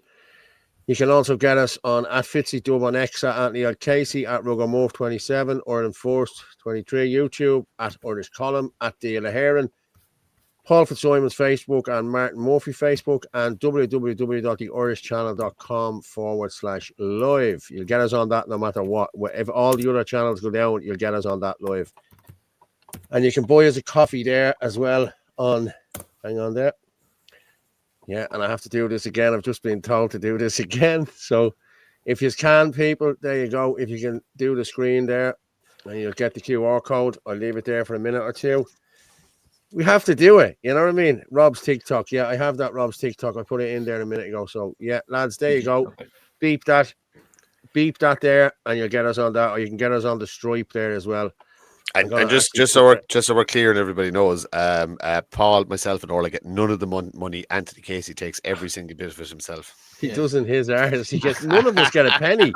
I know what he messes. Like that's the funny part here. None of us get a shilling here. I want them to screenshot that now and have that video out tomorrow. Yeah. But you know what they're saying? You know what I've heard through the grapevine, that they're saying that I'm going to put this to bed because I know one of the 16 720 grand, is it? You have 720 grand a year that I charge Shinadina members €15 a week. You wouldn't even buy each of them, and it all goes to me. These lads aren't getting nothing. It all goes to me, and I'm surprised it's not 43,000. You know, I'm surprised. I see. Yeah. Well, you know, the funny thing is, it's one of them 1,600 people, and they know what I'm talking about, are in Shinadine as well. They know that no one gets charged anything. That's Not what I've been about. Whatever about membership fees down the line, if you get more structured or anything like that. From Sinn Féin's 18-month inception, no one's paid anything bar if they wanted to get their own merchandise done or something like that. That's the only thing. I'm just gonna read Kevin Coyle's thing. I'm allowed to publicly speak again in January. I can't wait. 18 months I'm banned from speaking at events by the Gestapo and the courts. I'll have one hell of a speech prepared. Squeaky bum time for some. I'm loving it. Loving it. That will be interesting. Paul, in Ballinasloe, we have the rag flying. I don't know what that is. Traitors. I don't know what that is. Go on the Coiler. Yeah, that's Kevin. Yeah, I'm going to bring Orla back up there for a minute. Hello there, Orla. Up you come. Oh, sorry. Okay. See you, Orla. See you, Orla.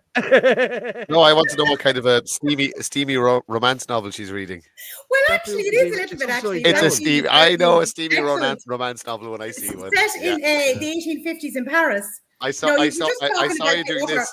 Yeah, I saw you in the green room doing this when you were flicking through the pages. I know what you're reading. The red room. You haven't seen what's behind the book. Yeah, no, I just said, like, we're talking about the utter nonsense in the nationalist movement, so this is literally what I think of it. Okay, I'm going to move on to a video here. Actually, hold on a second. Something I want to ask Rob. Rob, I see you have Loud up. Are you from Loud or are you from Dublin? I'm from Loud. Ah, I thought you were you had a Dublin accent. Yeah, no, I just because I'm from Drogheda, but I just never really picked up the accent too strong. But just as well. Oh, just as well. Well, I listened to a couple of your videos. I did think you sounded a little bit like Paul Fitzsimon, so I don't know. Orla. Even Loud has a posh side. Hey, do you want to know something? I was born in Drogheda. Oh yeah. Mm-hmm. Oh, that's where you get it from. Say Masba. Say Masba. See, that's what happened. I heard Loud was fantastic until the year I was born. I'll tell you what. I met some amount of Cavan people at Mishera and in the pubs afterwards. None of them bought you a drink. Not one of them bought me a drink. He got there first. Good stuff, Paul. Good stuff. Well, do you know what, Paul? For that smart arse comment, the next time I see you, you'll be buying me the drinks. Did I not say? No, that wasn't me. That gave me the last one. Okay. No, that was my dad used to tell a joke about a Cavan person years ago, and it's probably a really famous one. You probably already know it. There was one. This thief broke into a Cavan man's home one night, and he ate all the bars in the house, and he stole all the soap, and he drank all the milk, and he did a number 2 in the stew and all. He was nasty. When the Cavan man had to throw half the stew out. Did you hear the one about the Cavan man that dropped 50 pence? Hit him on the back of the neck. Did you hear the Jewish one? Did you hear hang on. It's called a sense of humour. Yeah, just as well. Did you hear the one about the Jewish uncle who ran home and told his dad, Dad, I'm not saving 40 pence. He said, how? He said, I ran behind the bus. He said, you fucking idiot. You should have ran behind a taxi. You'd have saved a tenner. Enough about the Jews now. I'm just going to say, Paul, the show was going so well. Now the glitches are going to start. And we're going to have connection issues. Lads, I'm going to play this video from yesterday. Okay, this is what happened in... Oh, is this the one in the UK? Yes. I'm going to play this here now. Okay. Coach G, and there was quite a few people coming through Coach G, and one of the people that were coming through, I had my headphones on, then heard them say, they've got a knife, I've been stabbed. And then when looking up, so they were making their way through the carriage to get away from the incident, from the suspects. They were extremely bloodied. That person ended up, when we pulled in, they were basically on the floor. We couldn't progress further down the train away from the suspect because that person ended up collapsing on the floor. So they were taken into an ambulance pretty much straight away. I think the driver did the right thing when when we called the emergency or contact to let the driver know that something's going on. He pulled into Huntingdon, which is the right thing. Couldn't stop anywhere because anything could have happened. It was the right thing. We were ushered out of the station from the platform, and there was multiple people that had been stabbed that was making their way down, but the suspect had also come off the train as well. So while we were being told to come out of the station, the suspect was obviously running rampant as well, and I don't know reason. No one knows the reason why. People that did witness it have actually gone off to the HQ. Statements have been taken, and they are now going to the police station to give further statements. The armed police were pointing to the suspect as we come off the train. I asked what that suspect looked like. They said it's a black male in all black, so a black hoodie.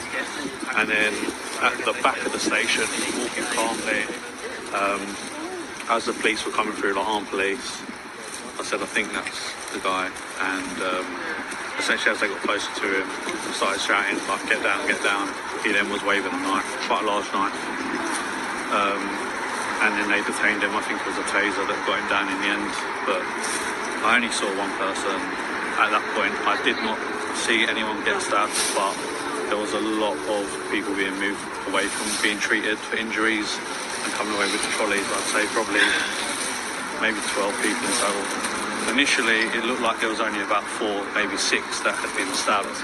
But maybe when we was coming up the train, I think they doubled back and just attacked anyone that they could. I don't know if it was staff or passengers.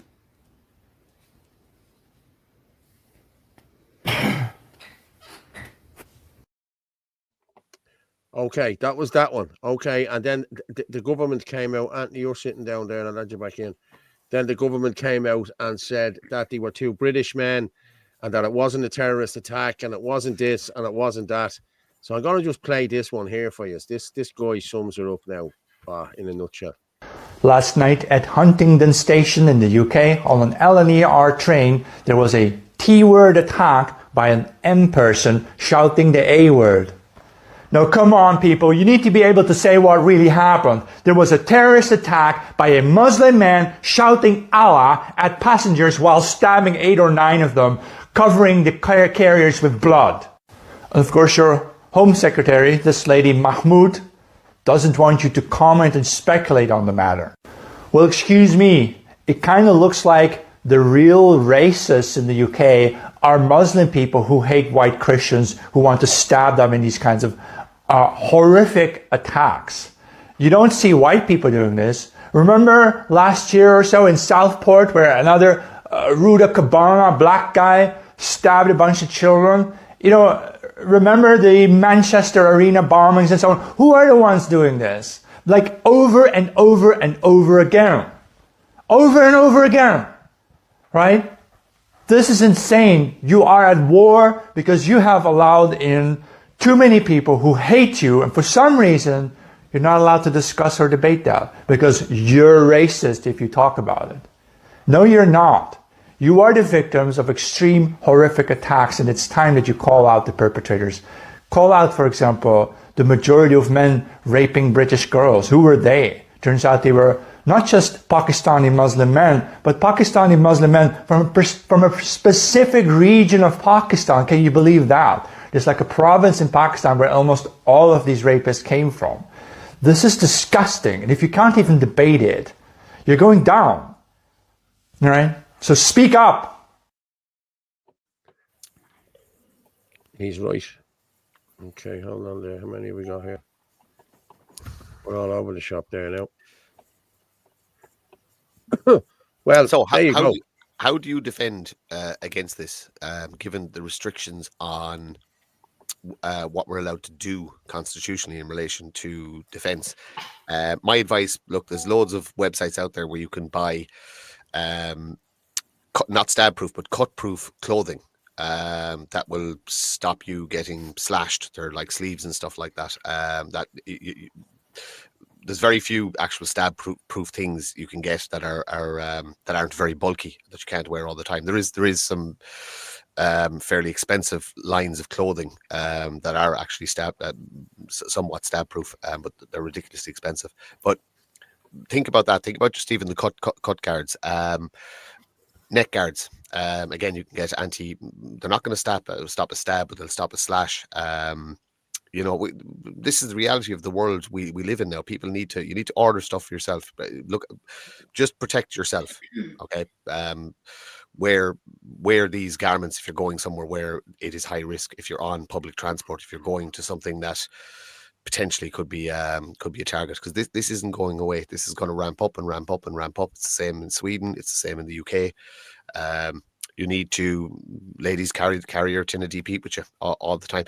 We should actually, Anthony's gone there, but we should actually write a policy in relation to legalizing more self-defensive type items. I don't see why tasers should be illegal in Ireland. I don't see why somebody shouldn't be allowed to carry one of those.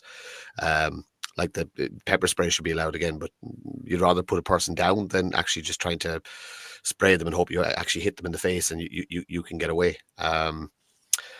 It's very, very, very worrying times, and for men and for especially for women, but for men as well. It doesn't matter how tough you think you are or how trained you are, and like that. If it's 2-on-1, you're more than likely losing that. So yeah. Martin Paul, what's the stuff Derek Bly is selling? Defense 21, it's called. It's pink paint. Okay. It's red paint. That's what it is. I'll tell you what it is. I'll tell you what it does. It doesn't stop you getting attacked, but we know who raped you. Simple as that. Once you rape the girl and run down the road, there'll be a big red mark all over your face. It's not going to stop you getting raped, but we'll know who he is. Okay, if that's... But I made a statement, because I'm a woman, that you spray that on a guy's face who is a proper predator, it's going to make him even more angrier. And that attack could end up being even worse. Because it's not deep heat. It's not anything like that. It's not going to sting the eyes out of them or anything like that. It could actually make things worse. Let's hear what Justin is saying. Justin Susan, whenever you hear about a crime committed by an illegal migrant, the mainstream narrative tends to be, well, Irish men commit crimes too, which is true. But my response is simple. We have a responsibility for their actions of Irish citizens, and we are responsible for punishing them for their crimes. But if a migrant comes here from a safe country, destroys his passport on arrival and claims asylum under false pretenses, then we have absolutely no responsibility for him, and he shouldn't be here at all. I agree, 100%. Well said. Yeah, that's actually a good friend of mine, Justin. He's very intelligent. Yeah. But even in response to what he said, a lot of people, like when I was doing that open debate in Dublin, a lot of people were saying, oh, well, what about what Irish people do? But see, the thing is, our culture doesn't promote raping women and children and marrying children and being aggressive and violent. Their culture does. They're coming from a culture that is exploitive. Already their government is corrupt. And they feel like they have no other way to get out. So they already rob each other. They murder each other. And I said to people, what is going to stop them from the minute they come onto Irish shores that they're just going to change their ideology and become like good Christian people? Like, that's just not going to happen. It's ingrained in them. You know what I mean? Yeah. 100%. But it's preventable. We'll say anyone that comes into this country that is allowed in, well, not even allowed in because most of them aren't, they just walk straight in, and they commit a crime. That could have been preventable. Like, yes, we do have our own Irish that commit crimes, even though most of them seem to be on a break at the moment, as we always say. But, like, I've said it all the time. It's something that is preventable, As you always say, Paul, where's the Irish criminals? They all seem to be on a break at the moment. They seem to be having a Kit Kat. That's what they're doing. I'm being honest with you. I've been in the courts. I've seen it. You know what I mean? Like, a couple of months ago when I come on here, I was talking about that 3 hour 4 hour 5. 80% of criminals in the courts are foreign criminals, and they all have to have interpreters, which are paid for by us, the Irish taxpayers. And it's gone ridiculous now at this stage, Yeah. 8 months, Brian, is it? Yeah. But it's a planned invasion, all countries. It is. It's true. Yeah, it is true. But you're looking at Iran. Iran has made it legal to marry a 9-year-old. Like, how perverted and sick do you have to be? They're pedophiles. There's no other word for it. Yeah. They shouldn't be allowed. They shouldn't be allowed out in public. They should be locked up for the rest of their lives. They're paedophiles. End of story. Yeah. And Iran have made this legal. Yeah. That's all we need to know. Their prophet, the most amazing person that has ever walked this earth, you know, like when you say it to them that he married a 6-year-old, yes, they will deny it. But it's still, as you said, it's going on in Iran. And then you have that guy.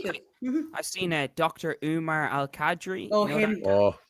Oh my gosh, he was on X defending that Aisha wasn't actually 6, she was 16. And 16, yeah, seen that. Yeah. And now he wants hate speech laws being brought into Ireland. The funny thing about the lying imam is that he is through his book allowed to lie to non-Muslims, so he's perfectly entitled to, in his head, tell us lies but they also claim that the text of the Quran is pure and it's never been changed or altered, and it clearly says that Aisha was 6 and he consummated the marriage when she was 9. When she was 9, yes. It says in the Quran you can marry prepubescent children as well. Yeah. Oh, there's some sick fucking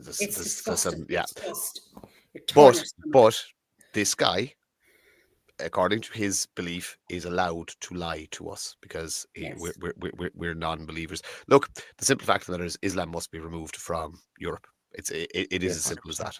It's not compatible with our society. No.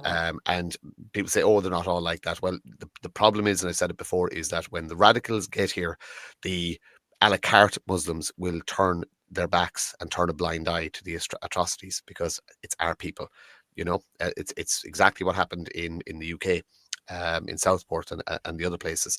You know what I mean? That people who aren't radicalized still did nothing about it because it's our people that's doing it. We can't be ratting out our own people. So no, it has to be removed.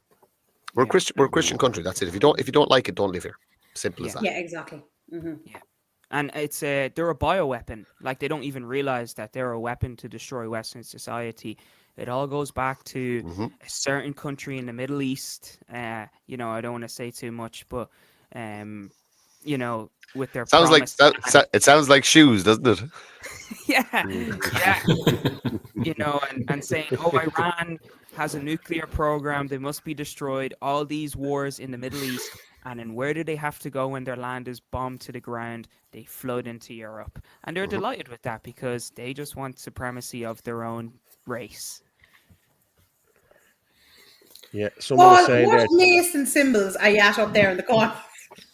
They're not Mason symbols. You need to be subtle. Try and be subtle doing it.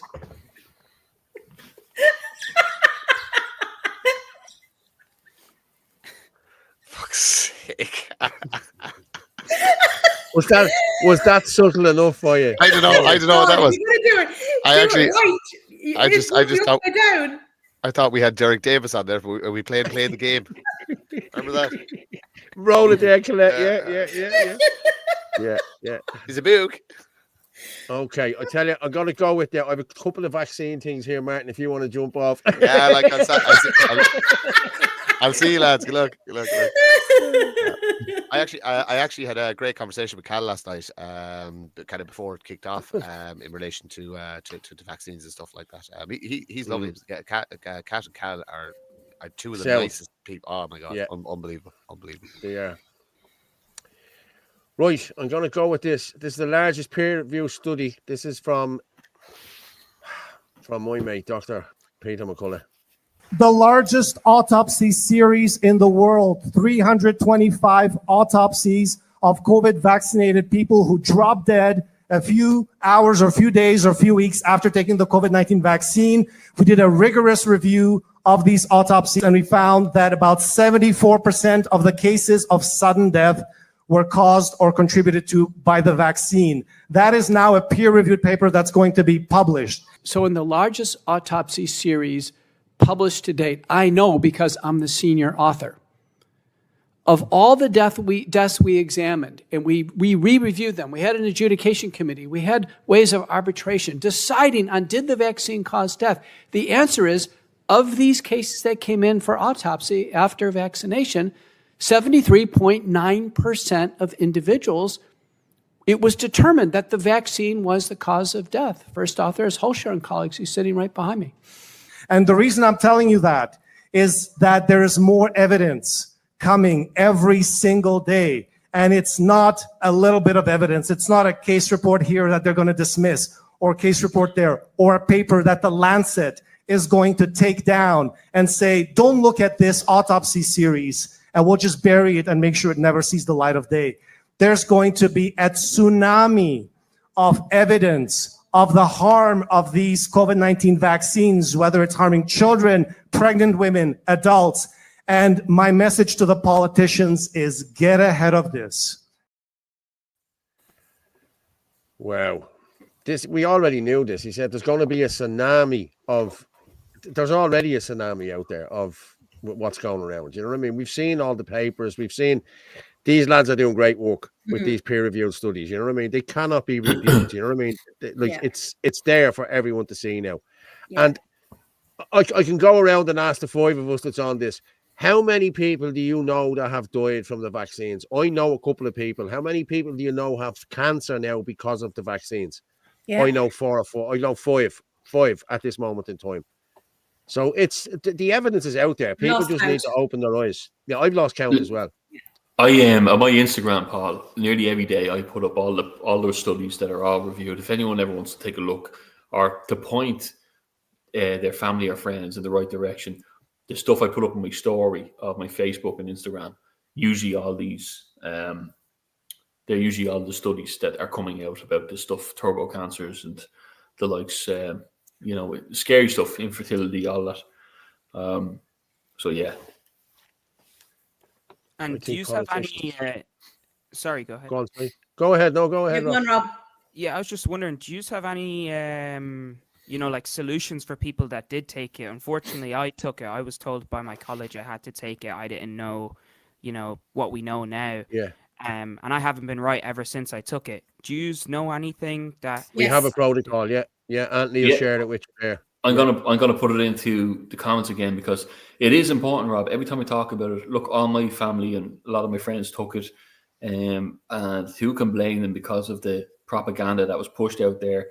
Yes, people were forced and bullied. Yeah, and exactly, and is it like that for jobs, for every reason, access to anything? But I have shared Dr. Peter McCullough's protocol to it's a base spike protein detox, and people have come back and said, I really feel way better after it. My sister is taking it. People in the O'Hare in the members group, I see them at the taking it. I'm just at the putting it into the comments there if anyone wants to take a look. And you can get a lot of this stuff on iherb.com, ie.iherb.com. You can get all the stuff on it. So that's the exact protocol there. This show is live now, but it can be played back afterwards anytime. Screenshot that, take a note of it, because it's important to offer solutions rather than just give them one shot of what happened before, because a lot of people are sitting at home thinking I got that and they're terrified and it causes anxiety. There is a lot of help out there. I'm going to put that up there as well. You can get fenbendazole. There you go, fenbendazole for £229. Yeah. Okay, that's it. It's a fenbendazole 250 gram powder, purity 99%, by Fenben Labs, 222 milligrams, measured in a spoon.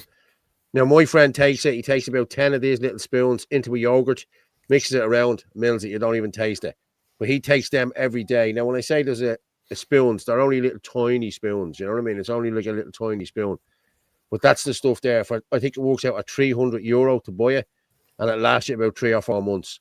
But fenbendazole is getting rid of cancer. It's getting, the guy who actually sent this to me, his sister had 2 tumors, and after taking this for about 4 weeks, the tumors disappeared altogether. Now, and that's him telling me that himself. So that's it there, people. Fenbendazole, if you want to get that. You can also get ivermectin as well, but you can get that. There it is there, fenbendazole. So yeah, okay. We did put up the protocol there, didn't we, Anthony? Did you put it up there? You Where did. is it? Yep, you did. Yeah. And there's also a protocol you can take every day. I've taken it for the last 4 years. And it's a mix of zinc, vitamin D, vitamin C, and a thing called quercetin, which is a derivative of apple peels. And it actually came from Dr. Zelenko. And it actually protects your immune system against any viruses. It doesn't matter whether it's the cold, flu, chest infection, the RSV, the vomit and bug. It protects against all viruses, and you take it every day. And you can get like any of those vitamins, you can get them in Holland and Barrett or any chemist or whatever. And you just take what's on the bottle, you know. But I have to say, like, in 4 to 5 years, like, I'm never sick. You know, even people going around with vomiting bugs and all that, it protects against everything. Like I have to say, it's absolutely brilliant because it stops the RNA replication that these viruses do. That's what it prevents, you know, them replicating. And actually, Paul, I was looking up the protocol. I sent you on a picture because I just want to prove something I've spoken about on a few occasions. I just sent it on to the WhatsApp. Now, this might be a little bit, just be warned before it comes up. It's a bit. Is this just a picture? It's a picture, yes. Okay, yes. I think I know what this is, but go on, I'll let you say it. I'll let you talk about it.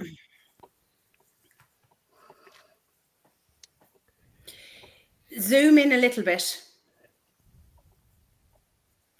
Now, can you see the darker red in the middle? Yeah. That is a clot. Yeah. I've spoken about a young girl that I know that when she is around people who have recently taken the shots, she ends up with a nosebleed the next day, and these clots come out of her nose. Oh my and gosh. that is from shedding. And it only happens when she's around people who have taken the mRNA. Now, I did say as well, she has had this happening to her when she's been around people who have taken the flu shots. So they have changed what's in those flu shots as well. They've obviously added in the mRNA in there, and they're not. Now that you say that, I have this here. It's only at 39 seconds long. This is studies that have been done to say the flu shots cause flu more so than that. Now, let's just give it this. Clearly, these two studies show that not only does the flu vaccination increase your risk of flu by 27%, and that study was by Shrestha and colleagues out of the Cleveland Clinic. Over 40,000 people were in that study. So this is a robust study, very credible. And then the other study found 340% increased risks of other viruses when you get the flu shot. And so not only are you getting more flu, you're getting more coronaviruses and more infections, and it's just ridiculous. So remember we featured here in the last week about the Cleveland study, which said if you take the flu shot, you are 27% more likely to get the flu. Well, Orla, did you see that they have 80% of nurses in the UK have said no to the flu shot this year? Yes. Yeah. That'll just tell you, Yeah. Like, what's the point? And why are they giving a flu shot to children? I mean, when we were all growing up, right, and we're slightly older than you, Rob. Well, I mean, Paul's a lot older than you, but the rest of us are only slightly older. But, the flu shot was given to people who were 60 and above. Never was it given to anyone under the age of 60. And now they're giving it to feckin' babies. It's just ridiculous. Okay, so riddle me this. Okay, if the flu shot is so good and it's so brilliant at stopping the flu, how come flu cases have risen every year since the flu shot has been introduced? It makes no sense. You know what I mean? Paul, where did the flu disappear to in 2020? It disappeared. No, you haven't. It didn't disappear. They rebranded it as COVID-19. That's what happened. Yeah, that's exactly what they did. And I have it. Martin's coughing there now. Oh, he's at the catching something. But, Martin, you're gonna spread it to the rest of us now. Yeah, I give you an internet virus. Yeah. No, I smoke. That's why I have a cough. Yeah. Okay, I've another one here now. This is the polio vaccine. This is RFK talking about this, and then we'll move away from vaccines, and I want to talk about Tedros. He wants us all to eat bugs and crickets. So here's the problem: the polio vaccine contained a virus called simian virus 40, SV40. It's one of the most carcinogenic materials that is known to man. In fact, it's used now by scientists around the world to induce tumors in rats and guinea pigs in labs. But it was in that vaccine. 98 million people who got that vaccine in my generation got it. And now you've had this explosion of soft tissue cancers in our generation that kill many, many, many, many, many more people than polio ever did. So if you say to me that the polio vaccine was effective against polio, I'm going to say yes. And if you say to me, did it kill more people, did it cause more deaths than avert, I would say, I don't know, because we don't have the data on that. There's no actual data. Isn't that crazy? If you know what I mean? look at the charts, the polio virus was on its way out when the vaccine was introduced. The vaccine did not stop polio. It was already on its way out. After the rollout of the vaccine, they also changed how they diagnosed polio. So there was meddling from the medical institutions even back then. That's a big thing, that they changed how they defined what a case of polio was. So on paper, it looked like that the vaccines had done miracle work or anything like that, but it wasn't. They just weren't actually they weren't diagnosing polio as polio anymore. Yeah. Yeah. What's this now? The children's flu shot spreads the flu. Yeah, that's mRNA as well. So my kids won't be getting it, and my kids, that girl only gets those blood clots when she's around somebody that's taken the mRNA. That's only when it happens. And yet the family doctor told my grandparents to get the flu and COVID jabs. These professionals have no shame. I'm sick with worry over it because these get paid. They get paid plenty of money for this. That's it. You know what I mean? Like €60. I don't know what to get for the flu shot, but €60 to get for the COVID. Well, it's probably £100 for the two of them. And if they have, how many have they got in their thing? Probably 500, a couple of thousand. You wouldn't know how many they'd have in the in their practice. I think it's every 1 in 6 child now diagnosed with autism. Don't know, Chris. It was. In 1985, it was 1 in the US. It was 1 in 30,000 had autism, and now I think it's 1 in 11 in the US. Now you have to look. The US have 390 million people living there. You know what I mean? So 1 in every 11 has that, and the only thing that was brought in since 1985 was the vaccine. But let's not look at that. It's not the vaccine. You know what I mean? It has to be. The babies are getting 72 shots. So yeah. Put 2 and 2 together there. Alan Bourne is 45 and never had a blood test. Never mind the vaccine. I'm the same. I haven't had a blood test either. And people keep telling me, you have to go and get your bloods done. You have to. If it's all right, don't break it. That's the way I look at it. You know what I mean? What's the point in going looking for something? If you go looking for something, you'll find it. If it's going to come out, it'll come out itself. You know what I mean? Have you not been for your prostate check? No. None of that shit. No, there's nobody. The watertight seal come is on, still Paul. there. You need to get your prostate checked. No, Paul. I don't. You're really really grand. Yeah, no, you're all right. Fuck off. The watertight seal is still intact, brother. You're okay. Oh no. Oh Lord. Yeah. I know poor Rob's going, dear God, what show have I come on here? Go back to spaces. Gavon doesn't have this talk on. This is great. It's a healthy mix of very, very serious stuff and then some not so serious stuff. Exactly. Yeah. An inconvenience study by Del Bigtree, and I have to say Del Bigtree is the man. The Highwire is a must watch, and we'll probably get it on Rumble. Not sure about YouTube. You won't get it on YouTube. You'll get it on Rumble. I might post it up on our thing later. I might download it and I'll put it up on our YouTube. See how long that lasts. The vet will check it, Paul. Yeah. Do you know who could check? Do you know who could check Paul? An archaeologist.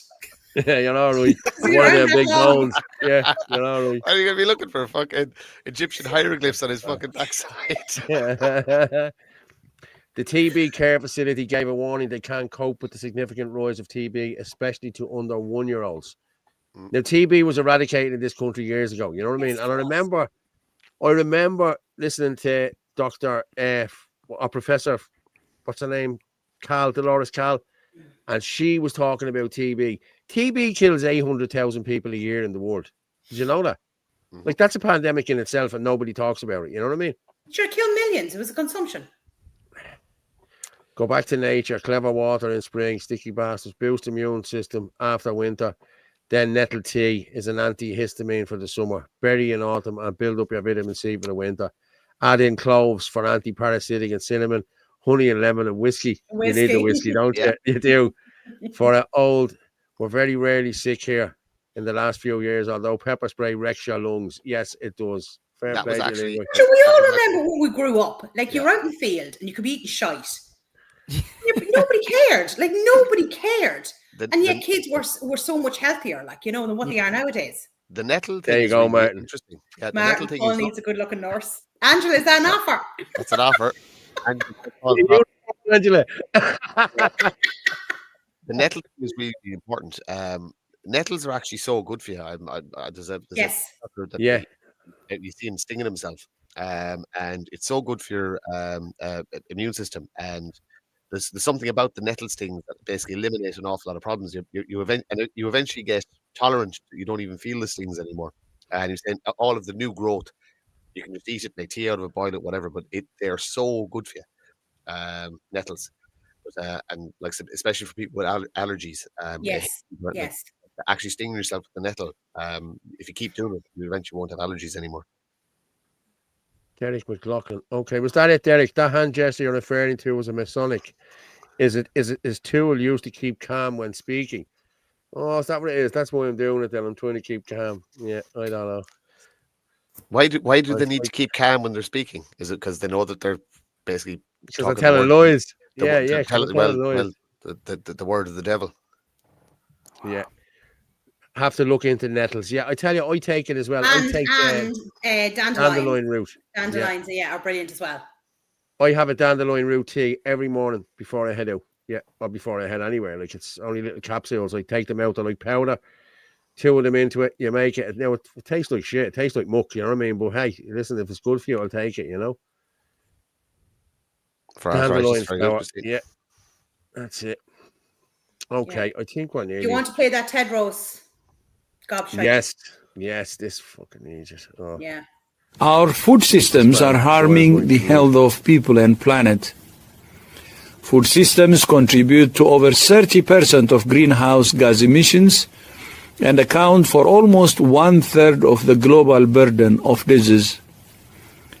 Transforming food systems is therefore essential by shifting towards healthier, diversified, and more plant-based diets. If food systems delivered healthy diets for all, we could save 8 million lives per year. WHO is committed to supporting countries to develop and implement policies to improve diets and fight climate change. I'm therefore very pleased that over 130 countries have signed the COP28 UAE Declaration on Climate and Health. Together, we can protect and promote the health of both people and planet. Yeah, maybe somebody should ask him what about the war crimes he was committed off over in, where was it? Ethiopia? Ethiopia, yeah. The only one who is a danger to this world is the likes of himself and a few of his pals. Yeah, I agree. Tedros, his lips are moving, so he's telling lies. Exactly. It's true. Mm-hmm. Like, I think, wasn't he a leader of the Tigray liberation, whatever, terrorist organization? Yeah, but you committed war crimes. 1.5 pounds of meat a year, yeah. Paul, Someone I have to jump off there. Okay, so we're going to finish up now in a minute. Anyway, but someone's at the text to be in there. St. Matthew's Church in Ballyfermot is on fire. A lot of Garda presence. The church is on fire. You have friends in Bally there, Anthony. Can you check it out or put it out in the group there to find out? St. Matthew's Church, right? The roundabout. Yeah. Oh no, maybe it's not the roundabout. Big one, isn't it? Is it? I think it might be. I'll ask the question there. There's a few. I've seen a few. My friends from Ballyfermot were in the comments there earlier on. So on Facebook. So if they haven't seen it now, I'll ask the question. Oh my gosh, that's another church. Like, another church. Good night, God bless you all. Christ is King. Eric, bro. Need a huge turnout at Tusla on the 25th. Make sure that you're here. You're there. Okay. This is the hill we die on. No, you're right, Ferg. Yeah. If I'll have a chat with you tomorrow about it, and we'll keep promoting it. Don't you worry, it will be promoted. Fair play. So good night and God bless, Ferg. Yeah, talk to you later. TikTok. What's this? Someone's at the send me in. Hold on now. We could have a video for this. That's the brilliant thing about the live show. You know what I mean? It's people send you in stuff. You know. Is this about the church? Yeah. Oh Jesus! Look at this. No, where's the Catholic Church coming out and the Pope? Oh my God! About all the churches all over Europe been destroyed, and they're not all electrical faults. Oh my God! This doesn't look good. I'm being honest with you. Jesus, this doesn't look good. Let me just pull this down. Yeah, Rob needs to come back on again. Fair play, Rob. Yeah, definitely. Yeah. Rob, I need a new co-host. I'm down. I've been wanting to see a live show for so long. You know what I mean? This is great. Come here and I tell you, you should do this yourself. You should do one yourself. Pick a slot one of the nights during the week. You can use this. We can set it up for you. You can come in and have it with whoever you want. So that's no problem. Rob, you can even borrow Angel if you want. It's backdrop. Yeah. You can even have my studio here. You can move in here for a night. You know what I mean? The posh gaffer. And you can have the angry man in the corner if you want as well. Yeah. That's not wrong. You don't want the angry man in the corner. Look at the face. I'm actually I'm quite pleasant today. Yeah, you are. Lads, I tell you, this looks bad. This looks bad, lads. I'm being honest with you. Trying to we can only lose, and our love become a funeral pyre. Come on, baby, light my fire. Come on, baby, light my fire. Try to set the night on fire. Yeah. Oh my God, that is. Jeez, I wonder what happened. Wow. An electrical fire, I'd say. Somebody left a candle burning in the church, or something like that. Yeah. This is terrible. Wow. That is disgusting. It really is now. Is that video over on X, or where is it? It was sent to me there on. It's on TikTok, yeah. I'm just seeing. It's on TikTok. I'll send it to you now, Orla. I'll send it to you. I have it downloaded, so I'll send it on to you. Thank you very much for sending that in to me. Fair play to you. Wow, that is mental. And there's another one. Hold on. Here's another one. Let me see before we finish up.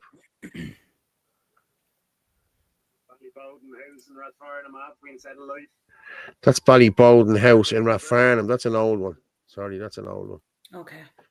No, that's an old one. Yeah. Wow. Okay, people. I think what Blessing says no. What are we saying? Derek McLaughlin. Look back through my comment, please. Thank you, Paul. I did. I can't find the other one there. I did look back, Derek. I can't seem to find it. It's out now, I think. Yeah, okay. I have a voice message. I can't listen to a voice message while I'm live. Sorry. What church? Someone said it was St. Matthew's Church in Ballyferma. That's what someone said, yeah.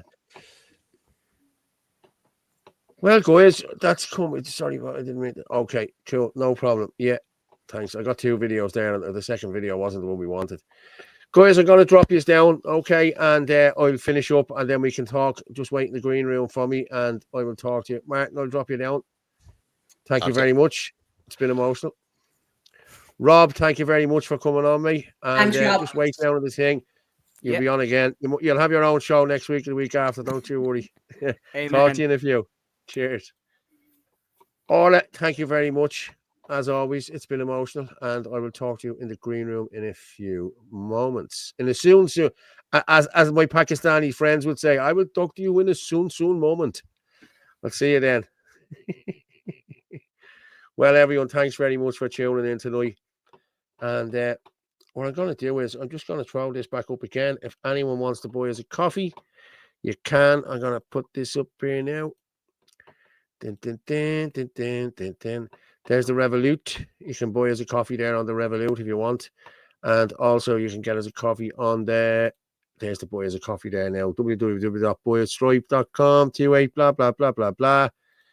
Thank you very much. And if you scan that QR code, all is good. As I say every night we leave here, people, the truth is like a lion. You don't have to defend it. You just let it loose and it will defend itself. Good night and God bless